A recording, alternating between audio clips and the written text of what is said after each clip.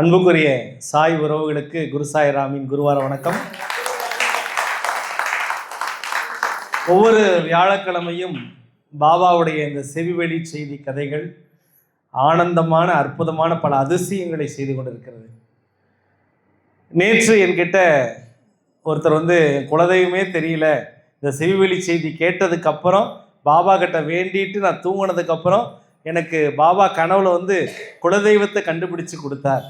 கட்டாயமாக ராமநவமி அன்னைக்கு நான் இதை எல்லாரும் முன்னாலையும் சொல்லணும்னு சொன்னார். ரொம்ப சந்தோஷம். ஏன்னா ரொம்ப வருஷமாக குலதெய்வமே தெரியல. அப்போ இந்த செவிவெளி செய்தி கதைகள் எவ்வளோ பெரிய தியானத்தினுடைய உச்சத்தை கொடுக்குது பாருங்க. அவர் சொல்கிறாரு, ஒவ்வொரு கதையுமே அதுக்கப்புறம் நான் பார்க்குறேன், ரொம்ப வார்த்தைகளே இல்லை, இன்னும் எவ்வளோ கதைகள் வச்சுருக்கீங்க, இதை புத்தகம் போட்டிருக்கீங்களான்னு கேட்டார். புத்தகம் போடுறதுனா இல்லையான்னு எனக்கு தெரியாது, ஆனால் யாரோ ஒருத்தன் கண்டிப்பாக இந்த கதையை கேட்டு புத்தகம் போட முன் வரலாம், அந்த நாளும் வெகு விரைவில் வரும் அப்படின்னு நான் சொன்னேன். அப்போது ஏன் புத்தகம்? இந்த உலகத்தில் மிகச்சிறந்த நண்பன் புத்தகம்னு சொல்லுவாங்க. இந்த புத்தகம் நம்மளை ஏமாற்றார், புத்தகம் எப்பொழுதும் நம்மளை காப்பாற்றும். ஏன்னா புத்தகம்னாலே அதுக்குள்ளே சத்தியம் தான் அடக்கும். அதனால் உங்களை எல்லாம் சுவாமி இங்கே உட்கார வச்சிருக்கிறார் அப்படின்னா பாபா புத்தகத்தில் உங்கள் பேர் இருக்கு.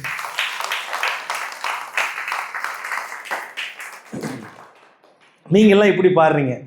நான் ஒவ்வொரு டைம் கற்பனையாக இன்ட்ரெஸ்டிங்காக இருக்கிறதுக்கு சினிமா பாட்டை சாய் பாட்டாக போட்டுக்குவேன். ராஜாவின் பார்வை ராணியின் பக்கம் அப்படி தானே இருக்கும். நான் எப்படி தான் பாடுவேன்? குரு சாயின் பார்வை பாபாவின் பக்கம். நீங்கள் உங்களை நீங்களே எப்பொழுதும் உற்சாகமாக படுத்திக்கிறதுக்கு இப்படிலாம் ஒரு யூஸ் பண்ணுங்க. எப்போவுமே பஜன்ஸில் நான் வாட்ச் பண்ணுவேன், சில பேர் பிடிக்கிற மாதிரியே பார்ப்பாங்க, ஆனால் அவங்களுக்கு பிடிக்காது. எனக்கு தெரியும் இந்த என்ன அங்கே ஓடுதுன்னு தெரியும். குரல் நல்லா இருக்காது, ஆனால் அங்கே அன்பு நிறைந்திருக்கும். நான் பலவாட்டி சொல்லிட்டேன், நம்மளை சுற்றி இருக்கிறவங்க யார் கேட்குறாங்கன்னு நீங்கள் பார்க்கக்கூடாது. நம்ம குரலை பாபா கேட்குறார், பாபா நம்ம குரலுக்காக உட்காந்துருக்கார். இதுதான் ஞானம். இப்போ நான் ரொம்ப சோகமாக ஒரு டைம் இருந்துன்னு வச்சுக்கோங்களேன், அப்போது ஏதாவது ஒரு கற்பனை பண்ணிக்குவேன், அந்த சோகத்தை மாற்றுறதுக்கு என்ன வேலை அப்படின்னு யோசிக்கும் போது எனக்கு யாராவது பிடிச்சவங்க யாராவது இருக்காங்கன்னு வச்சுக்கோங்களேன், அவங்க ஏதாவது ஒரு சினிமா பாடலுக்கு டான்ஸ் ஆடுற மாதிரி நான் நினச்சிக்குவேன். இப்போ உதாரணத்துக்கு நான் ரொம்ப சோகமாக இருக்கேன், ஒரு பாட்டு, ஊரை தெரிஞ்சுக்கிட்டேன் உலகம் புரிஞ்சுக்கிட்டேன் கண்மணி ஏன் கண்மணி, இது அப்படியே காண்டாமணி அம்மா பாடினா எப்படி இருக்குன்னு பார்த்துக்குவேன். இப்போ காண்டாமணி அம்மா பக்கத்தில் யாரோ தோல் மேலே கை போட்டுக்கிட்டு ஊரை தெரிஞ்சுக்கிட்டேன் உலகம் புரிஞ்சுக்கிட்டேன் கண்மணி அப்படி நான் நினச்சிக்கிட்டு நான் சந்தோஷப்பட்டுக்குவேன். அந்த இடத்துல காண்டாமணி அம்மா புண்ணியம் சேர்க்குறாங்க. எனக்கு அர்த்தம் புரியுதா? அப்பா இப்போதான் தெரியுதா உங்களுக்குலாம்? ட்ரைனிங் கொடுக்கணும். இப்போ கொஞ்சம் நல்லா பிரைட்டாக தெரியுறேன்ல, நான் மேக்கப்லாம் கரெக்ட் ஆகிடுச்சா? வாழ்க்கையில் எல்லாத்தையும் மேக்கப் தான், நம்ம வாழ்க்கையில் இதெல்லாம் மேக்கப் தான். சந்தோஷம். டிரைவருக்கு நன்றி தெரிவித்து ஒரு கைத்தட்டில் கொடுத்துருங்க. அடுத்த வாரம் லைட் போட்டுருங்க. எப்பொழுதுமே இந்த செவிவெளி செய்தி கதைகள் ரொம்ப சுவாரஸ்யமாக இருக்கணும். நான் எப்போவுமே அப்படி தான் சுவாரஸ்யமாக இருக்கேன், ஜாலியாக. உங்களுக்கு எப்போயாவது நான் இது பார்க்குறவங்களுக்கு சேர்த்து சொல்கிறேன், உங்களுக்கு ஏதாவது மனசு கஷ்டமாக இருந்தால் உங்களுக்கு காமெடியாக தெரிகிறவங்களை நினச்சி ஒரு பாட்டு பாடுற மாதிரி நீங்கள் நினச்சி பாருங்கள், டூயட் ஆடுற மாதிரி நினச்சி பாருங்கள், அந்த இடத்துல சிரிப்பாக வந்துடும். நீங்கள் ஒன்றும் இல்லை, இப்போ நான் வேணால் டெமோ எடுக்கிறேன். இப்போது ஏதாவது ஒரு பாட்டு நினச்சிக்கோங்க, உங்களுக்கு பிடிச்ச யாராவது கோமாளி மாதிரி இருப்பாங்க, கண்டிப்பாக இருப்பாங்க, உங்கள் வாழ்க்கையில் ஒரு கோமாளி மாதிரி இருப்பாங்க. அவங்கள நினச்சிக்கிட்டு, அதை கோமாளி பிடிச்சவங்க, அவங்க இந்த பாட்டு பாடிட்டு டான்ஸ் ஆடுற மாதிரி நினச்சி பாருங்களேன். ஒரு விஷயம் நினச்சி பாருங்க, சிரிப்பாக வரும். ஆமாம் இல்லை அப்படின்னு. இப்போ எதுக்காக நான் சொல்லுங்கள்,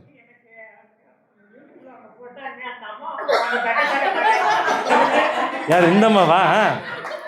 தாங்க முடியலையா?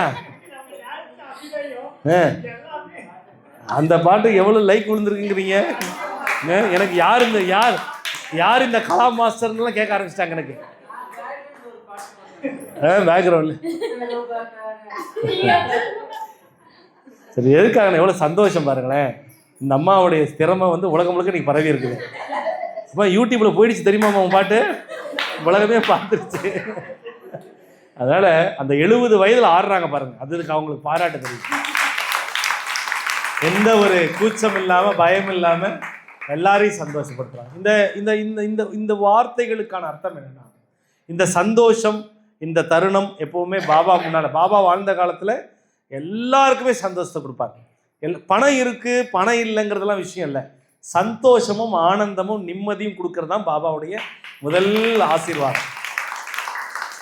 பாக்கெட்டில் 10 காசு இல்லைனாலும் கவலை இல்லை, பாக்கெட்டில் 10 காசு இல்லைனாலும் கவலை இல்லை, நம்பிக்கை ஒன்று ஒன்று பொறுமையுங்க 2 கண்ணு, நம்பிக்கை ஒன்று ஒன்று பொறுமையுங்க 2 கண்ணு, சாயி சொல்லி தந்தாருங்க எங்க சாயி சொல்லி தந்தாருங்க. பாக்கெட்டில் என் பாக்கெட்டில் 10 காசு இல்லைனாலும், என் பாக்கெட்டில் 10 காசு இல்லைனாலும் கவலை இல்லை, இந்த குருசாய்க்கு கவலை இல்லை. அப்படி ஒரு 10 பைசா இல்லைனாலும் கவலைப்படக்கூடாது.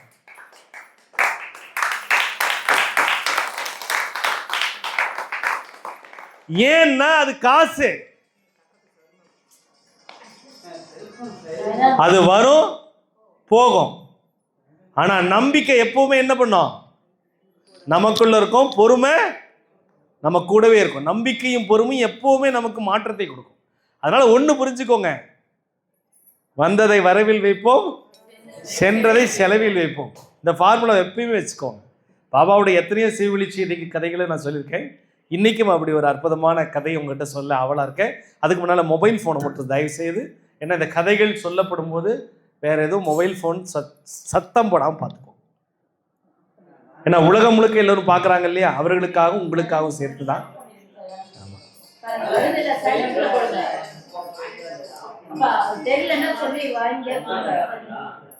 இல்லை ஒன்றும் இல்லை சார், அது கொடுங்க.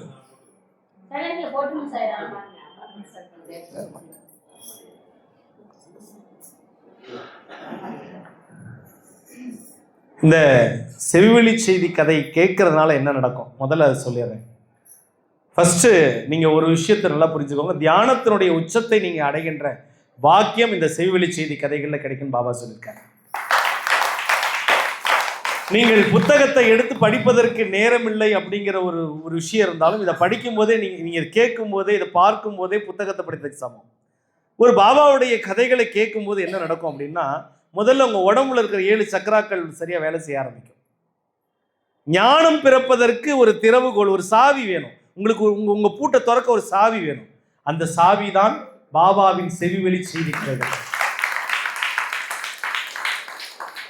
கதைன்னா ஒன்னொன்னு கதை இல்லை, ஒன்னொன்னு தங்க புதையல், ஞான புதையல், உள்ளுக்குள்ள ஞான களஞ்சியம்.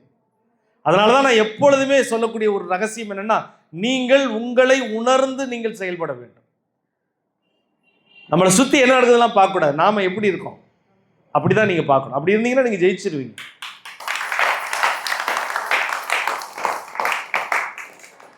நீங்க உங்கள் வாழ்க்கையில உங்க கூட நீங்க பிறந்ததுலேருந்து இப்போ வரைக்கும் உங்க கூட யார் இருக்கான்னு மட்டும் நீங்க கேளுங்க. ஒரு நிமிஷம் கேட்டுக்கோங்க. நான் பிறந்ததுல இருந்து இப்போ வரைக்கும் என் கூட யார் இருக்கா? நிச்சயமா பாருங்க, யாருமே இருக்க மாட்டாங்க. இருக்கிற மாதிரி தோன்றுகிற மாயையில வேணா இருக்கலாமே வெளிய, இருக்குன்னு நிச்சயமா சொல்ல முடியாது. வார்த்தைகள் அதிகமாக பேசியதும் வார்த்தைகளே பேசாமல் இருப்பவர்களும் ஒரு சமநிலைக்கு வர முடியுமா? வர முடியாது. அப்ப சமநிலை இருக்கின்ற தன்மை எங்க இருக்கு அப்படின்னா, எது வந்தாலும் ஏத்துக்கிற மனசு வளர்த்துக்கிட்டோம்னா, அப்படி ஒரு கதையை தான் இப்போ என் தங்கங்களுக்கு, என் செல்லங்களுக்கு, வைரங்களுக்கு பாபா சொல்ல போறார். பாபா சொல்றார், நான் எடுத்து சொல்றேன், அவ்வளவுதான். ஒரு மனிதனுக்குள்ள பல மாற்றங்கள், எல்லாருக்கும் ஒவ்வொரு வேலை இருக்கும் இல்லையா? ஒரு ஆண்களுக்கு ஒரு வேலை இருக்கும். ரொம்ப புனிதமான வேலை எதுன்னா என்ன சொல்லுவீங்க? ஒரு புனிதமான பணி அப்படின்னு என்ன சொல்லுவீங்க? ஆண்களுக்கு வேலை, வேலை, ஜாப். கோயிலில் வேலை செய்யறது, அப்புறம் ஆசிரியர் பணி, சூப்பர். அப்புறம் மருத்துவர்கள், செவிலியர்கள், அப்புறம் மயானத்தில் எரிப்பது, அப்புறம் யோகா டீச்சர், சூப்பர்மா. அன்னதானம். சூப்பர். ஆனா ரொம்ப உயர்வான ஒரு வேலை என்ன தெரியுமா? விவசாயி. எனக்கு பிடிக்கும். ஏன் தெரியுமா? அந்த விவசாயினாலே பிடிக்கும். என்ன விவசாயி? விவசாயி விவசாயி அதுல சாயி இருக்கிறார். அதனாலதான் என்னமோ தெரியல, பாபா எப்ப வந்தாலும் யார் வந்தாலும் முதல்ல சாப்பிடுங்கன்னு சொல்றாங்க. அன்னம் வைப்பவன் வண்ணத்தை வைத்தான், சேற்றில் வைப்பவன் காலில். அன்னம் வைத்தவன் வண்ணத்தை வைத்தான், சேற்றில் வைப்பவன் காலில். அப்பேற்பட்ட விவசாயியை பத்தி இப்ப நான் பேச போறேன். பாபாவுடைய கதை. இந்த உலகத்தில் நம்ம எல்லாரும் பத்தியும் பேசிட்டோம். பாபா வாழ்ந்த காலத்திலிருந்து ஒரு 15-20 ஆண்டுகள் நடந்த கதை இந்த கதை. அந்த பாபா வாழ்ந்து முடிந்து ஒரு 20 வருஷத்துக்குள்ள நடந்த ஒரு கதை அப்படிங்கும்போது அப்ப எப்படி இருக்குன்னு பார்த்துக்கோங்க. கண்டிப்பா இந்த மாதிரி மொபைல் ஃபோன் கிடையாது, டிவி கிடையாது, எந்த ஒரு டெக்னாலஜி கிடையாது. ஆனால் விவசாயம் செழிக்கிற ஒரு காலம். அது நம்ம சவுத் பக்கம் நடந்த சம்பவம். ஒரு விவசாயிக்கு எப்போ வருமானம் வரும்? விளைச்சல் அறுவடை செய்யும் போது வருமானம் வரும். அப்ப விவசாயிக்கு அத்தனை மகிழ்ச்சி. கண்டிப்பா, அப்பா இந்த வருஷம் நல்லபடியா போச்சுப்பா, நல்ல வருமானம். அதே மாதிரி ஒரு விவசாயி நல்லபடியா விவசாயம் பார்த்துட்டு இருக்கார். அவருக்கு அப்பா வயதானவங்க. அவங்களுக்கு முன்னால 9 குழந்தைங்க. எத்தனை குழந்தைங்க? 9 குழந்தைங்க. எல்லாம் பெண் பிள்ளைகள். 9 பெண் பிள்ளைகள், 10வது ஆண் பிள்ளை. இந்த 9 பெண் பிள்ளைகளை கல்யாணம் பண்ணி கொடுக்கும் போதே அந்த அம்மா அப்பா இறந்துடுறாங்க. சொத்து இருக்குது, கொஞ்சம் கொஞ்சம் விவசாய நிலம் இருக்கு, அதை வச்சு அந்த விவசாயி இது பண்றாரு. ஆனா அவங்க அப்பா சொல்லியிருக்கிறார், ஷீரடியில் ஒரு மகான் இருக்கிறாராம், அந்த மகானை வழிபட போய் நீ எப்பயாவது போனீனாக்கா நமக்கு நல்லது நடக்குமா? எங்க காலம் முடிஞ்சு போயிடுச்சு, அவர் வாழ்ந்து முடிஞ்சிட்டாருன்னு நாங்கள் கேள்விப்பட்டோம், இருந்தாலும் நீ ஷீரடிக்கு ஒரு முறை போயிட்டு வா அப்படின்னு சொன்ன உடனே கண்டிப்பா போறேன். அந்த காலத்துல செவி வெளி தானே, இந்த மாதிரிலாம் கிடையாது இல்லையா? இப்போதானே பாபாவை இவ்வளோ பேர் 20 வருஷமா கும்பிட்றோம். அதுக்கு முன்னால செவி வெளி தான். சரி, நமக்கு ஒரு நம்பிக்கை வராது. அந்த காலத்தில் பெரியவங்க சொன்னால் நம்பிக்கை வரும். சரி, பாபாங்கிற ஒருத்தர் ஷீரடியில் இருக்கார், அவர் போய் பார்ப்போம் அப்படின்னு ஒரு மைண்டில் வச்சுட்டே இருக்கார். காலங்கள் கடந்து விட்டது. 9 அக்காங்களுக்கு கல்யாணம் ஆயிடுச்சு. இவருக்கு 9 அக்கா தானே. இந்த 9 அக்காக்களும் தம்பிக்கு கல்யாணம் பண்ணணும். பொண்ணே கிடைக்கல விவசாயிக்கு. அந்த காலத்திலேயே விவசாயிக்கு பொண்ணு கிடைக்கல. எல்லாம் எல்லாமே நல்லா இருக்குது, ஓரளவுக்கு வருஷம் நல்ல வருமானம், ஏக போகம் வருமானம் வருது இல்லங்காம. 9 அக்காவும் பொண்ணு தேடுறாங்க. எத்தனை அக்கா? 1 அக்கா 2 அக்கா 3 அக்கா 4 அக்கா 5 அக்கா இல்ல, 9 அக்கா. 1 அக்கா 2 அக்கா 3 அக்கா 4 அக்கா 5 அக்கா இல்ல, 9 அக்கா. இந்த 9 அக்காவும் தேடுறாங்க. சொந்தத்துல கிடைக்கல, பிரித்தியார்ல கிடைக்கல, எல்லாம் கூடி வருது ஆனா கூட மாட்டேங்குது. எல்லாம் கூடி வருது ஆனா வரமாட்டேங்குது. எல்லாம் கூடி வருது ஆனா நடக்க மாட்டேங்குது. கூடுது வரல, கூடுது. சரி, பார்த்தாங்க, எங்கேயுமே அமையல. கொஞ்சம் தொலைவில் தேடுவோம் அப்படின்ட்டு பட்டணத்துல ஒரு பொண்ணு கிடைச்சிருச்சு. பட்டணத்து பொண்ணு ஒண்ணு விவசாயிக்கு கிடைக்க போகுது. பட்டணத்து பொண்ணு ஒண்ணு விவசாயிக்கு கிடைக்க போகுது. என்னத்தான் கதை இங்கு நடக்குதோ, சாயி சொல்லட்டுமா இன்னும் கொஞ்சம் புரிய வைக்க. ஒரு பட்டணத்து பொண்ணுக்கும் ஒரு விவசாய பையனுக்கும் கல்யாணம் ஆனா எப்படி இருக்குன்னு ஒரு கற்பனை பண்ணிக்கோங்க. பட்டி காடா பட்டணமா, 2 கட்டா லட்சணமா. பட்டி காடா பட்டணமா, 2 கட்டா லட்சணமா. அந்த மாதிரி ஒரு கணக்காயிடுது. அது நல்ல அப்பவே பட்டணத்துல ஜோரா இருக்கிற புள்ள, காரு கீருன்னு. இவருக்கு ஒண்ணு பெருசா இருக்கிற சொத்து பத்து விவசாயம். 9 அக்காவும் சேர்த்து மூளையை கழுவி மைண்ட் வாஷ் பண்ணி மூளை எடுத்து கழுவுறது. பட்டணத்து பொண்ணுடா, விவரமா இருக்கும், வெள்ளாமை நல்லா பார்த்துக்கும், சூப்பரா வெள்ளாமை நல்லா பார்த்துக்கான், வெள்ளாமை நல்லா பார்த்துக்கான்.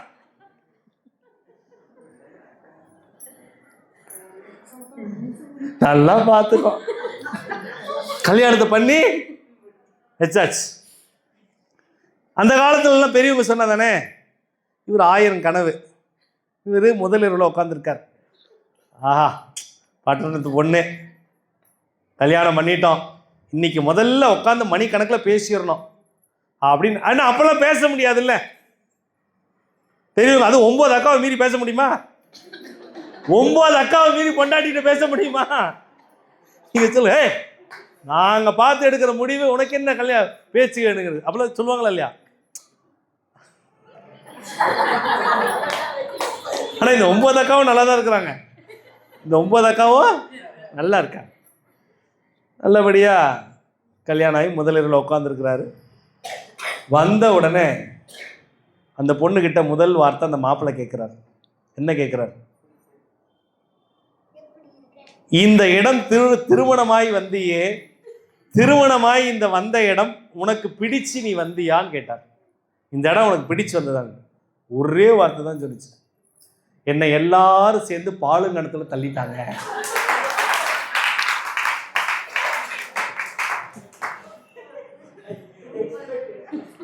எப்படி இருக்கும் கேட்ட உடனே முதல் நாள் ராத்திரியில கொண்டாட்டி சொன்ன முதல் வார்த்தை, எல்லாரும் சேர்ந்து தப்புன்னு ஏஞ்சிட்டார். மாப்பிள்ளை ஏஞ்சிட்டார், பொண்ணு உட்காந்துக்குச்சு.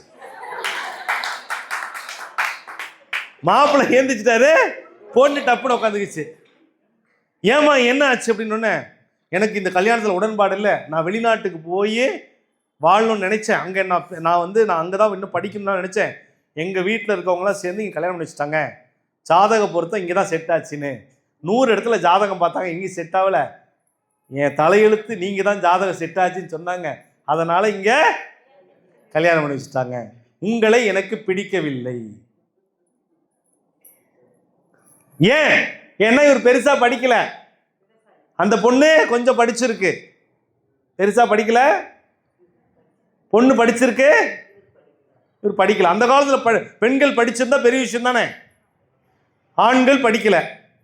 ஆனா இவங்க தான் சொல்லிட்டாங்களே, விவசாய நிலம் இருக்குது, வீடு இருக்குது, ஏகபோகம் இருக்குது, வெள்ளாம இருக்கு. இப்போ இந்த வார்த்தை சொன்ன உடனே முதல் நாள் ராத்திரியில சண்டை முத்திக்கிச்சு. சண்டைன்னா எப்படி முத்திக்கிச்சு? இப்படியே பேசி. மாப்பிள்ளைக்கு 9 அக்கா மேல கோபம். மாப்பிள்ளைக்கு உரக்கா 2 அக்கா 3 அக்கா 4 அக்கா 5 அக்கா இல்ல, 9 அக்கா. உரக்கா 2 அக்கா 3 அக்கா 4 அக்கா 5 அக்கா இல்ல, 9 அக்கா. உரக்கா 2 அக்கா 3 அக்கா 4 அக்கா 5 அக்கா இல்ல, 9 அக்கா. நவ கிரகம் 9 அக்காவும் நவ கிரகம். நடந்த இந்த செவிவெளி செய்தி கதையினுடைய சுவாரஸ்யத்தை பாருங்க. நல்லபடியா அவங்களுக்கு கல்யாணம் நடந்து நல்லா வாழுவாங்க நினைச்சு பண்ணி வச்சுட்டாங்க. முதல் நாள் ராத்திரி பிரச்சனை ஆயிடுச்சு. அடுத்த நாள் பஞ்சாயத்து கூட்டிடுச்சு. 9 அக்காவும் வீட்டில் தானே இருக்காங்க. கூப்பிட்டு உட்கார வச்சு, இந்த பொண்ணுக்கு என்ன பிடிக்கலையா, என்ன சொல்றேன்னு கேட்ட உடனே ஒரே வாரத்தில் அந்த மனைவி பிரிந்து விடுகிறார். எப்படி இருக்கும் அந்த காலத்துல? கல்யாணம் ஜோஜோன்னு பண்ணிட்டு ஒரே வாரத்தில் அந்த பொண்ணு பட்டணத்துக்கு போயிடுச்சு. எங்க போயிடுச்சு? பட்டிக்காடா பட்டணமா, 2 கட்டா லட்சணமா, 2 கட்டா லட்சணமா, 2 கட்டா லட்சணமா. அப்பவே அப்ப யோசிச்சு பாருங்க அன்புக்குரிய சாய் உறவுகளே, அப்ப எப்படி இருப்பார் அவர் அந்த விவசாயி? 1 மாசம் ஆச்சு, கூப்பிட்டு பார்த்தாங்க. 2 மாசம் ஆச்சு, 3 மாசம் ஆச்சு, 4 மாசம் ஆச்சு. பெரியவங்களை கன்வின்ஸ் பண்ணாங்க, ஒன்றும் வேலைக்கு ஆகல. கடைசியில் நிரந்தரமாக அந்த பெண் பிரிந்து விட்டாள். எப்படி இருக்கும் விவசாயிக்கு? உலகத்திலேயே கல்யாணம் ஆகி வாழாமலேயே வாழாவெட்டியான விவசாயி அந்த விவசாயி. ஆமாவா இல்லையா? பெண்கள் மட்டும் தான் வாழ வெட்டியா? ஆண்கள்லாம் இல்லையா? வாழ்ந்தும் வாழ வெட்டியா எத்தனை ஆண்கள் இருக்காங்க தெரியுமா? எனக்கு தெரியும். ஆண்கள்லாம் கை தட்ட மாட்டேங்கும் போது எனக்கு தெரியும். ரொம்ப பயத்தோட இங்கே உட்காந்துருக்கிறீங்க. என் அன்புக்குரிய சாய் உறவுகளே, இங்க இருக்கிற பெண்களை பத்தி நான் சொல்ல மாட்டேன். ஏன்னா இதெல்லாம் என் பொண்ணுங்க, நல்ல பிள்ளைங்க, பார்க்கறவங்க என் பிள்ளைங்க. எங்கோ மூலையில நடக்கிற சில தவறுகள்ல இந்த கதைகள்ல பாபா சொல்லக்கூடிய ரகசியம் சூட்சம் இது. இப்போ 9 அக்காவும் சேர்ந்து மறுபடியும் ஒரு கல்யாணம் பண்ணி வைக்க முயற்சி பண்றாங்க. அண்டர்லைன், இந்த கதையை புரிஞ்சுக்கோங்க. உடனே 2வது கல்யாணம், ஏற்கனவே ஒரு கல்யாணம் ஆச்சு, உடனே பிரிஞ்சுட்டாங்க. ஏன்னா அந்த காலத்துல என்ன சொல்லுவாங்க, என்ன அதுக்குள்ள 2ஆம் தாரம் தான்பாங்க. யோ, கல்யாணம் வாழவே இல்லையா, அதுக்குள்ளே இது 2ஆம் தாரம் விஷயம். என்ன என்ன குறையா இருக்கும், அர்த்தம் போகுதா? இதெல்லாம் தேடி கண்டுபிடிச்சு சின்ன பட்டணத்துல ஒரு பொண்ணு கிடைக்குது. அது என்ன பெரிய பட்டணம் சின்ன பட்டணம், உங்களுக்கு புரியுற மாதிரி சொல்றேன். சென்னை பெரிய பட்டணம், சேலம் சின்ன பட்டணம். அர்த்தமைந்தா ராஜா? அர்த்தமாச்சா இல்லையா? சரி, இல்லை உங்களுக்கு புரியுற மாதிரி சொல்றேன். சேலம் பெரிய பட்டணம், சின்ன சேலம் சின்ன பட்டணம். அர்த்தமைந்தா ராஜா?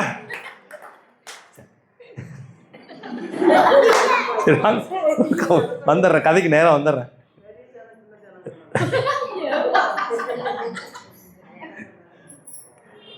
பேசிடுறோமா விடுமா? சரி, வேணா இப்படி வேணா சொல்ற. நாமக்கல் பெரிய பட்டணம், ராசிபுரம் சின்ன பட்டணம். அப்படி அப்படி கூட நீங்க வச்சுக்கலாம். அப்படி அந்த சின்ன பட்டணத்துல ஒரு பொண்ணு கிடைக்குது. சின்ன பட்டணத்துல பொண்ணு கிடைக்குது. அந்த பொண்ணுக்கு 9 அண்ணங்க. எத்தனை அண்ணங்க? இங்க 9 அக்கா, அங்க 9 அண்ணன். ஒரு அக்கா, 2 அக்கா, 3 அக்கா, 4 அக்கா, 5 அக்கா இல்ல, 9 அக்கா. இங்க ஒரு அண்ணன், 2 அண்ணன், 3 அண்ணன், 4 அண்ணன், 5 அண்ணன் இல்ல, 9 அண்ணன். ஒரு அக்கா, 2 அக்கா, 3 அக்கா, 4 அக்கா, 5 அக்கா இல்ல, 9 அக்கா. ஒரு அண்ணன், 2 அண்ணன், 3 அண்ணன், 4 அண்ணன், 5 அண்ணன் இல்ல, 9 அண்ணன். இப்ப எப்படி இருக்கும் கல்யாணம்? எல்லாம் பேசி முடிச்சு கல்யாணத்தை பிக்ஸ் பண்ணி ஆடிச்சு. இந்த முறை சொல்லிட்டார் மாப்பிள்ள, விவசாயி, நம்ம விவசாயி சாய் விவசாயி சொல்லிட்டார். ஏன்னா அவங்க அப்பா தான் சொல்லிட்டு போயிட்டார். என்ன சொல்லிட்டு போனார்? ஷீரடிக்கு போகணும். அவர் என்ன மைண்ட்ல வச்சுட்டார், நான் என்ன நினைக்கிறேன்னா கல்யாணம் ஆன உடனே நான் நேராக ஷீரடிக்கு தான் போகணும்னு முடிவு பண்ணிட்டார். கல்யாணம் ஆன உடனே பொண்ணை கூப்பிடுறாங்க, சபையில் உட்காடுறாங்க. நான் அங்கேயே சொல்கிறார், இங்கே சபையிலேயே நான் பேசிடுறேன்னு சொல்லிட்டு கல்யாணம் ஆன உடனே வடக்கு பக்கம் ஷீரடிங்கிற ஒரு ஊர் இருக்குது. எங்கள் அப்பாவும் அம்மாவும் இறக்கிறதுக்கு முன்னே என்கிட்ட சொல்லிட்டாங்க, கல்யாணம் ஆன கையோட குலதெய்வம் கோயிலுக்கு கூட அப்புறம் தான் போவோம்.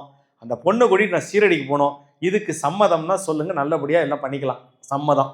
உடனே கல்யாணம் நல்லபடியாக முடிஞ்சிடுச்சு. பொண்ணு மாப்பிள்ளை எங்கே போகிறாங்க? ஷீரடிக்கு போகிறாங்க. ஒரு பொண்ணு மாப்பிள்ளை ஷீரடிக்கு போகும்போது கூட போகாமல இருப்பாங்க? மாப்பிள்ளை வீட்டுக்கு தான் 9 அக்கா இருக்காங்களே. அக்காங்க சொல்றாங்க, தம்பி தம்பி தம்பி தம்பி நாங்களும் உங்க கூட வரோம், நாங்களும் அந்த ஷீரடியை பார்க்குறோம் அப்படின்ட்டு கூட 9 அக்கா வராங்க. இந்த அக்காங்க தான் போறாங்கன்னு பார்த்தாக்கா இந்த பொண்ணுங்க கிட்ட போய் தங்கச்சி தங்கச்சி தங்கச்சி தங்கச்சி நாங்க 9 அண்ணங்களும் உங்க கூட துணைக்கு வரோம், பயப்படாது. உலகத்திலேயே ஷீரடிக்கு முதல் முறையா 9 அண்ணன் 9 அக்காவோட போன ஒரே ஜோடி அந்த ஜோடியா தான் இருக்கும். டூரே போட வேண்டாம். என்ன போட வேண்டாம்? டூரே போட வேண்டாம். அதுவே ஒரு டூர் தான், குடும்பமே ஒரு டூர் தான். உடனே ஊருக்கு ரயில் ஏறி கிளம்பியாச்சு. அங்கேருந்து குதிரை வண்டியில் நம்ம ஷீரடிக்கு போய் இறங்கியாச்சு. சுவாமியினுடைய அற்புதங்கள் அங்கே பாபாவை பற்றி தெரிஞ்சுக்கிறாங்க. ரொம்ப சந்தோஷமாகுது. 9 அக்கா 9 அண்ணன், புது மாப்பிள்ளை புது பொண்ணு. 9 அக்காங்கன்னா அக்காங்க மட்டும் கிடையாது, அக்காங்களோட வீட்டுக்காரரு. 9 அண்ணங்கன்னா அண்ணங்க மட்டும் கிடையாது, அண்ணங்களுடைய பொண்டாட்டிங்க. ஆக மொத்தம் 18 36 பொண்ணு மாப்பிள்ளை சேர்ந்தா 39. மொத்தம் எத்தனை பேரு? டூரிஸ்ட் ஃபேமிலி தான். 39 பேர் சீரடி. டிரைவர் விடுங்க, இப்ப மாதிரிலாம் இல்லை டிரைவரு, அங்கங்க இறக்கி விட்டு அவங்க இறக்கி போறதானே. 39 பேர் போய் ஷீரடியில பாபாவை தரிசனம் செய்துட்டு அங்க ஒரு 4 நாள் இருந்துட்டு வராங்க. பொண்ணு ரொம்ப தங்கமான பொண்ணு, நல்ல பொண்ணு, சூப்பர் பொண்ணு. ஷீரடியிலேருந்து கிளம்பும் போது பொண்ணுடைய நகை ஒன்று காணும். கிளம்பும் போது பொண்ணுடைய ஒரு 5 பவுன் நகை காணும். என்ன ஆகும்? எங்க போச்சு அந்த அந்த கழுத்துல இருந்த நகை? எங்க? யாருடைய நகை காணும்? கிளம்பும் போது பிரச்சனை வெடிக்குது. எங்க போச்சு நகை? எங்க போச்சு? எங்க போச்சு? இதுன்னு ஒரே சண்டை. அக்காங்க இங்க பேச, அண்ணங்க இங்க பேச, சண்டை பெருசாகி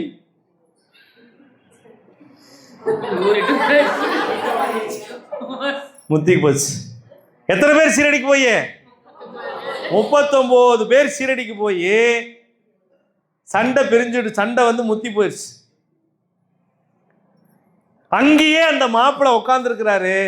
அங்கேயே அந்த பொண்ணை அழைச்சிக்கிட்டு சின்ன பட்டணத்துக்கு கூட்டு போயிட்டான்.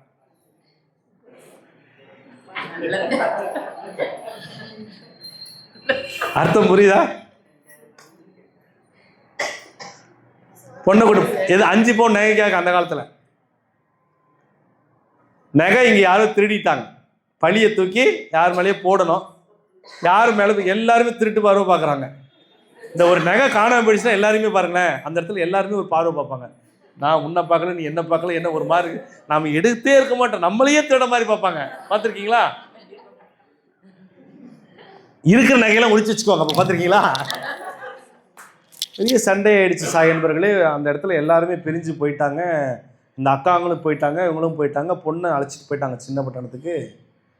இந்த மாப்பிள்ளை மட்டும் அழுதுகிட்டு ஷீரடியிலே உட்காந்துருக்காரு. 9 அக்காங்களும் தன்னுடைய வீட்டுக்காரங்க தான் முக்கியம் போயாச்சு. 9 அண்ணங்களும் தன் குடும்பத்தோட தங்கச்சி அழைச்சிட்டு போயாச்சு. ஒரு அனாதையாக சாயி விவசாயி சாயி விவசாயி தனியாக அங்க அமர்ந்து கதறி அழுகிறான். எங்க போச்சு உறவு?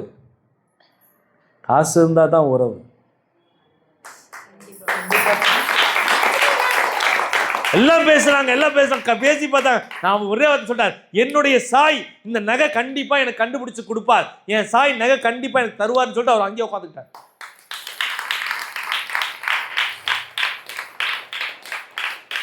இவங்களுக்கு சண்டை முத்தி போய் பிரிஞ்சு போயிட்டாங்க. இந்த பொண்ணை எங்க கூட்டு போயிட்டாங்க? சின்ன பட்டணத்தை கூட்டு போயிட்டாங்க.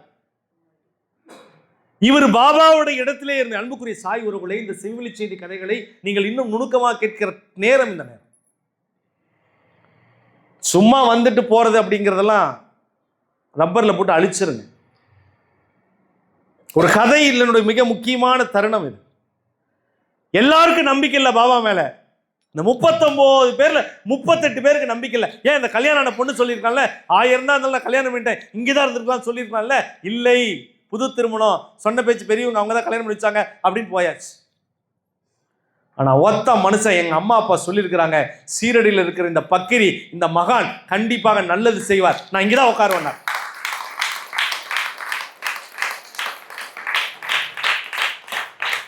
உட்காந்து 1 நாள் 2 நாள் 3 நாள் 4 நாள் 5 நாள் 6 நாள் 7 8 9 10 11 12 48 நாள் உட்காந்துறியா?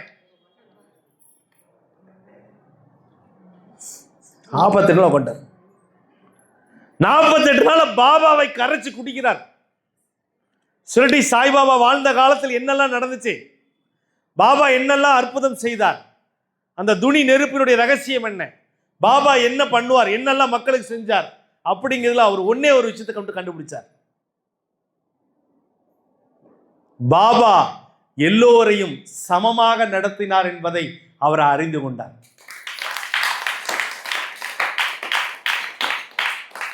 அதே சீரடியில ஒரு மரத்துக்கடியில பாத்திரி படுத்து தூங்கிட்டு இருக்கும்போது அவருக்கு ஒரு கனவு வருது. பாபா சொல்றார், இப்போ நீ வீட்டுக்கு போ அப்படிங்கிறார். நீ வீட்டுக்கு போன்றார். கனவுல வந்து பாபா சொல்லிட்டா என்ன ஆகும்? பாபா சொல்லிட்டார். பாபாவுக்கு போய் நன்றி சொல்லிட்டு, பாபா நான் போயிட்டு வரேன் பாபா அப்படின்னு சொல்லிட்டு வீட்டுக்கு கிளம்புறாரு. தாடி ஈடியெல்லாம் பெருசாகி போச்சு. ஆச்சு இல்லை, 50 நாள் ஆயிடுத்துல. ஊருக்கு போகிறார். அக்கா அங்கே காணோம், மனைவி வீட்டில் யாரும் காணோம்.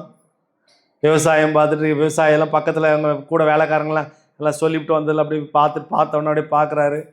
நேராக வீட்டுக்குள்ளே போனோடனே பாபாவுடைய படத்தை மாட்டுறாரு. சீரடிக்கு போயிட்டு வந்தோடனே உறவுகள்லாம் தொலைஞ்சு போச்சு.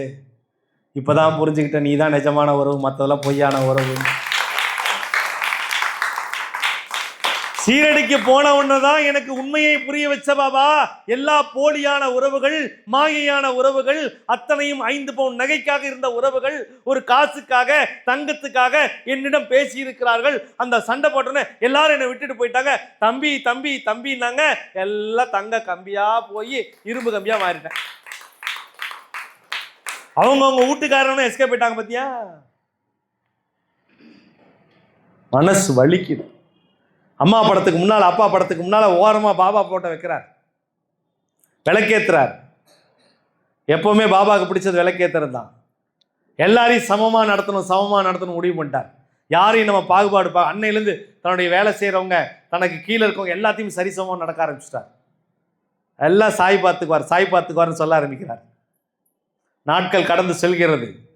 ஒவ்வொரு அக்காவா வராங்க. என்ன தம்பி, அது தனியாக தான் வருவாங்க. தம்பி என்னப்பா எப்படிப்பா இருக்கிற அப்படின்னு.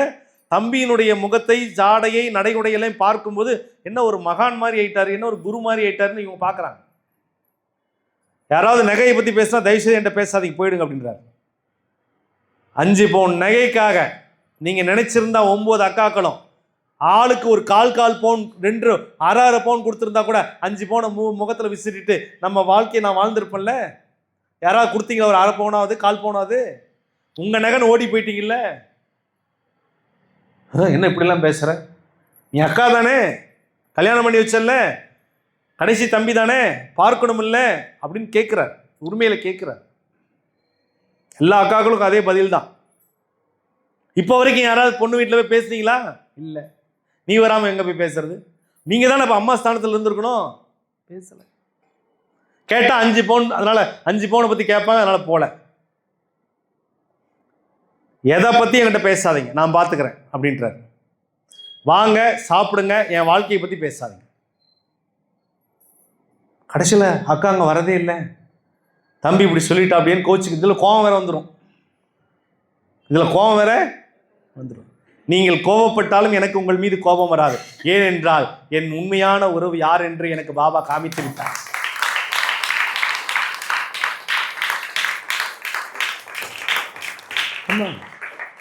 யார் உண்மையான உறவுங்கிறது காலம் உங்களுக்கு பதில் சொல்லும்.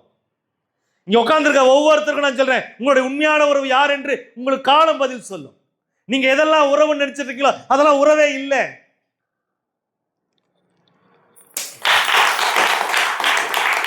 இதை நான் சொன்ன கஷ்டமா தான் இருக்கும். எனக்கே அதுதான், எனக்கே சாய் தான் உறவு.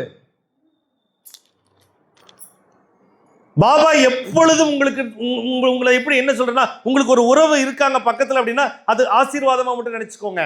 இந்த பிறவியில உங்க கூட இருக்கிற வரைக்கும் அவர்களை நல்லபடியா, சமமா, அன்பா நடத்த பழகிக்கோங்க. பாபா அதான் சொல்லி கொடுத்துருக்காரு. இப்படி காலங்கள் கடந்து போகுது. எல்லாரும் கேட்குறாங்க, தம்பி இன்னொரு கல்யாணம் பண்ணிக்கலாம்ல? இல்லை, எனக்கு சாய் போதும், எனக்கு பாபா போதும், எனக்கு இந்த சாய் போதும், எனக்கு சாய் போதும், எங்கள் அப்பா அம்மா போதும், சாய் போதும். காலங்கள் கடந்துச்சு. 1 வருஷம் ஆயிடுச்சு. அப்படியே வாழ்கிறார்.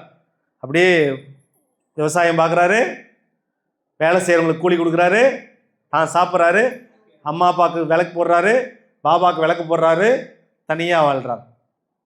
பார்க்குறாங்க எல்லோரும். தூரத்தில் வேலை செய்கிறவங்களாம் ஒரு 20 பேர் வேலை செய்கிறவங்களாம் பார்த்துட்டு, ஓ இந்த மனுஷன் பாவையா, கல்யாணம் பண்ணிக்கிட்டா பரவாயில்லையாப்பா, பார்க்கவே கஷ்டமாக இருக்கேப்பா, இந்த காடு, இதெல்லாம் எல்லாமேலாம் அடுத்து யாராவது ஒரு வாரிசு வேணாமாப்பா, இவங்க பேசிக்கிறாங்க.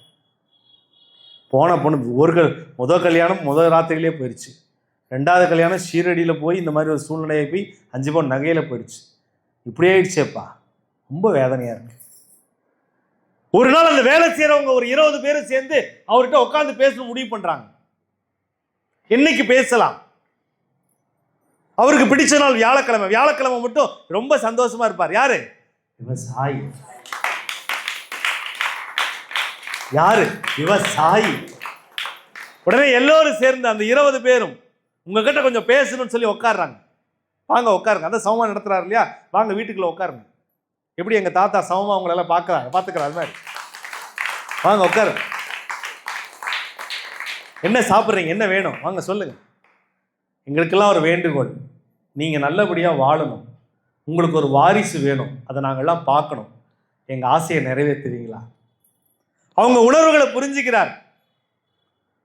கண்டிப்பாக பண்ணிக்கிறேன், கண்டிப்பாக நிச்சயம் பண்ணிக்கிறேன்.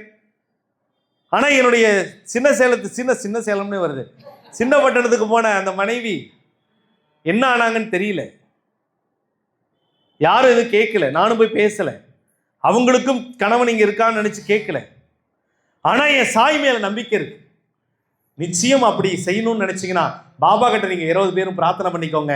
பாபா கட்டாயம் எனக்கு ஒரு வாழ்க்கையை தருவாருங்க. அப்ப கூட அவர் யார்கிட்ட சொல்றார், இந்த இடத்துல ஞானத்தை நீங்கள் புரிந்து கொள்ள வேண்டும். சரி, நான் முயற்சி பண்றேன்னு அவர் சொல்ல கிடையாது. நீங்கள் எல்லோரும் சேர்ந்து பாபா கிட்ட வேண்டிக்கோங்க, பாபா எனக்கு நல்லது செய்வார். நீங்க எல்லோரும் சேர்ந்து பாபா கிட்ட வேண்டிக்கோங்க, பாபா எனக்கு நல்லது பண்ணுவார்.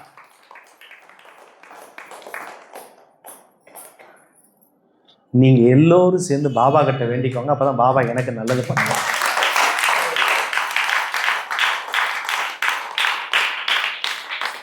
அர்த்தமைந்தா ராஜா? இப்போ என்ன ஆகுது? எல்லாரும் சேர்ந்து, அது வரைக்கும் அந்த 20 பேர்களும் வெளியே காட்டில் வேலை பார்த்தவங்க, அந்த 20 பேரும் முதல் முறையாக அந்த வியாழக்கிழமையில இப்ப எப்படி நீங்க உட்கார்ந்து இருக்கீங்களோ அவங்க அன்னைக்கு உட்கார்ந்து சுவாமி முன்னால இந்த பாபாவை பத்தி சொல்லுங்களேன்றார். உடனே அந்த 20 பேருக்கும் பாபாவை பத்தி அவர் சொல்ல ஆரம்பிக்கிறார். சாய் சாய் சொல்றார். சொன்ன உடனே அவங்களுக்கு பிடிச்சு போயிடுது. எனக்கு கூட நீங்க சொல்லும் போது எனக்கு அப்பா மாதிரி தோணுதுங்க. அவர் முகத்தை பார்த்தா எனக்கு ஒரு எங்க அப்பா மாதிரியே தெரியுறாருங்க. உங்களுக்கு ஒரு ஃபீல் வந்துடுச்சு. சரி, இவ்வளவு மாறுறதுக்கான காரணம் என்ன? நான் போய் 48 நாள் ஷீரடியில் இருந்தேன், 50 நாள் இருந்தேன் இல்லையா, அன்னைக்கு எனக்கு பாபாவுடைய ஒவ்வொரு செயலும் எனக்கு அங்க நடந்த சம்பவங்கள் ஆழமா பதிஞ்சிருச்சு. பாபா எல்லோரையும் சமமாக பாவிக்கணும், யார்கிட்டையும் கோவப்படக்கூடாது, எல்லோர் மூலையும் நம்பிக்கையோட பொறுமையோட குறிப்பா முகத்தை காட்டாமல் அன்போடு இருக்கணுங்கிறது எனக்கு கத்துக் கொடுத்துருக்கிறாரு பாபா. அதைத்தான் நான் இப்ப செஞ்சிட்டு இருக்கிறேன். நீங்களும் அதே மாதிரி இருக்கணும்னு ஆசைப்படுறேன் அப்படின்னு சொல்றாரு. உடனே பிரார்த்தனை வைக்கப்படுது. பாபா பத்தி சொன்னோன்னே எல்லாம் ஹாப்பி ஆயிடுறாங்க. அப்புறம் அப்படியே தொடருது. வாரம் வியாழக்கிழமைனா அவங்க வீட்டில் பாபா பூஜை நடக்க ஆரம்பிக்குது.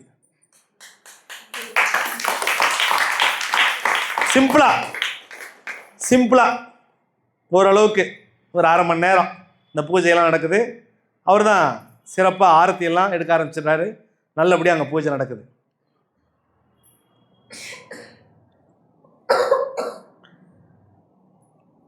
ஒரு நாள் மாலை ஒரு 7-8 மணிக்கு பூஜையெல்லாம் முடிச்சுட்டு சாயங்கால நேரத்தில் சாயங்காலம் அப்படியே நடந்து போவோம் இல்லையா, ஒரு வாக்கிங் மாதிரி போவோம் இல்லையா, அப்படி அவர் நடந்து போறார். யாரு? சாய், விவசாயி. அப்படி நடந்து போறார். அவர் எப்பவுமே அந்த மெயின் ரோடு, அந்த சின்ன பட்டணத்தில் அந்த மெயின் ரோடு வரைக்கும் நடந்து போவார். அந்த மெயின் ரோடு வரைக்கும் அப்படி நடந்து போகிறார். அப்படியே காத்தோட்டம், அப்படியே பாபாவை நினச்சிட்டு நடந்தே போயிட்டே இருக்கிறார். அப்படி டக்குன்னு போகும்போது ஏதோ சத்தம்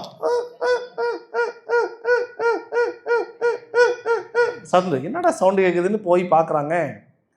ஒரு வண்டியில் அடிபட்டு ஒரு பைரவர் அடிபட்டு உயிருக்கு போராடிட்டு இருக்கு. ஏதோ ஒரு வண்டி அடிச்சிருச்சு, எந்த வண்டின்னு தெரியல, உடம்பெல்லாம் பாதி நசுங்கிருச்சு, ஆனால் உயிருக்கு போராடி கொண்டிருக்கிறது. இவர் தான் எல்லாத்தையும் சமமா பார்க்கிறவர்ல. உடனே அவர் என்ன பண்றாரு, அங்க இருக்கிற பைரவரை, ரத்தத்தோட இருக்கிற பைரவர் அப்படியே தூக்கிக்கிட்டு வீட்டுக்குள்ள வரார். தன்னால முடிஞ்ச என்ன பண்ணணுமோ அந்த ரத்தத்தோட இருக்கிற பைரவரை உடம்பெல்லாம் தொடச்சி இதெல்லாம் பண்ணி, அவருக்கு ஆழமா பதிஞ்ச ஒரு விஷயம் இருக்கு. பாபாவுடைய துணி உதியை கையில வச்சிருக்கிறேன், அந்த உதியை இப்போதைக்கு நம்ம தடவி விடலாம், அப்புறம் காலையில ஒரு மருத்துவமனைக்கு நம்ம கூட்டிட்டு போலாம் அப்படின்னு முடிவு பண்ணிட்டார். காலையில் என்ன பண்றாரு? அப்போதைக்கு விபூதியை போட்டு ரத்தத்தெல்லாம் தொடச்சி விட்டுட்டு பாபா கிட்ட பிரார்த்தனை பண்ற. ராத்திரியெல்லாம் உட்காந்து பிரார்த்தனை பண்றார், இந்த பைரவரை எப்படியாவது காப்பாற்றுங்க பாபா, பார்க்கறதுக்கே ரொம்ப கஷ்டமா இருக்கு. ராத்திரி முழுக்க அது கத்திக்கிட்டே இருக்கு, அப்படி கத்துது. இவர் தூங்கவே இல்லை. தனக்கு ஒரு குழந்தை இருந்தால் எப்படி இருக்குமோ அது மாதிரி பாவிக்கிறார். காலைல எந்திரிச்சோட சீக்கிரமா எந்திரிச்சு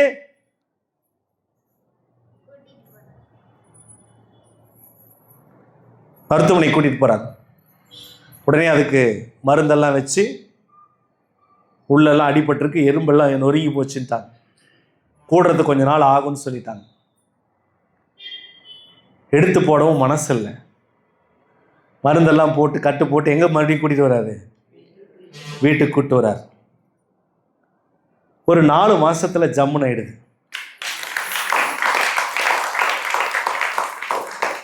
அந்த வீட்டில் 4 மாசத்துல மான் போல துள்ளி குதிக்கும் பைரவனாய் மாறிவிட்டான்.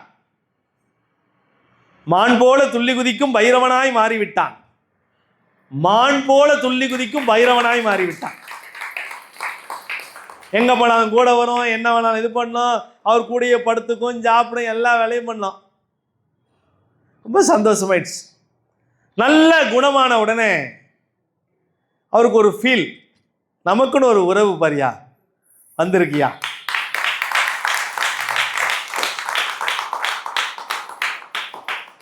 இவர் தினமும் வாக்கிங் கூட்டிட்டு போக ஆரம்பிச்சிட்டார். யாரு? விவசாயி. அப்போல்லாம் நம்ம பெல்ட் மாதிரிலாம் கிடையாது, சும்மா ஒரு சரடு கயிறு மாதிரி கட்டி வச்சு கூட்டிகிட்டு போங்க பார்த்துருங்களா, அந்த மாதிரி கயிறு கூடி அது சொன்ன பேச்சு கேட்கும். இன்னும் பேர் வச்சிருக்காரு என்னன்னு தெரியல, கூப்பிட்டு போகிறார்.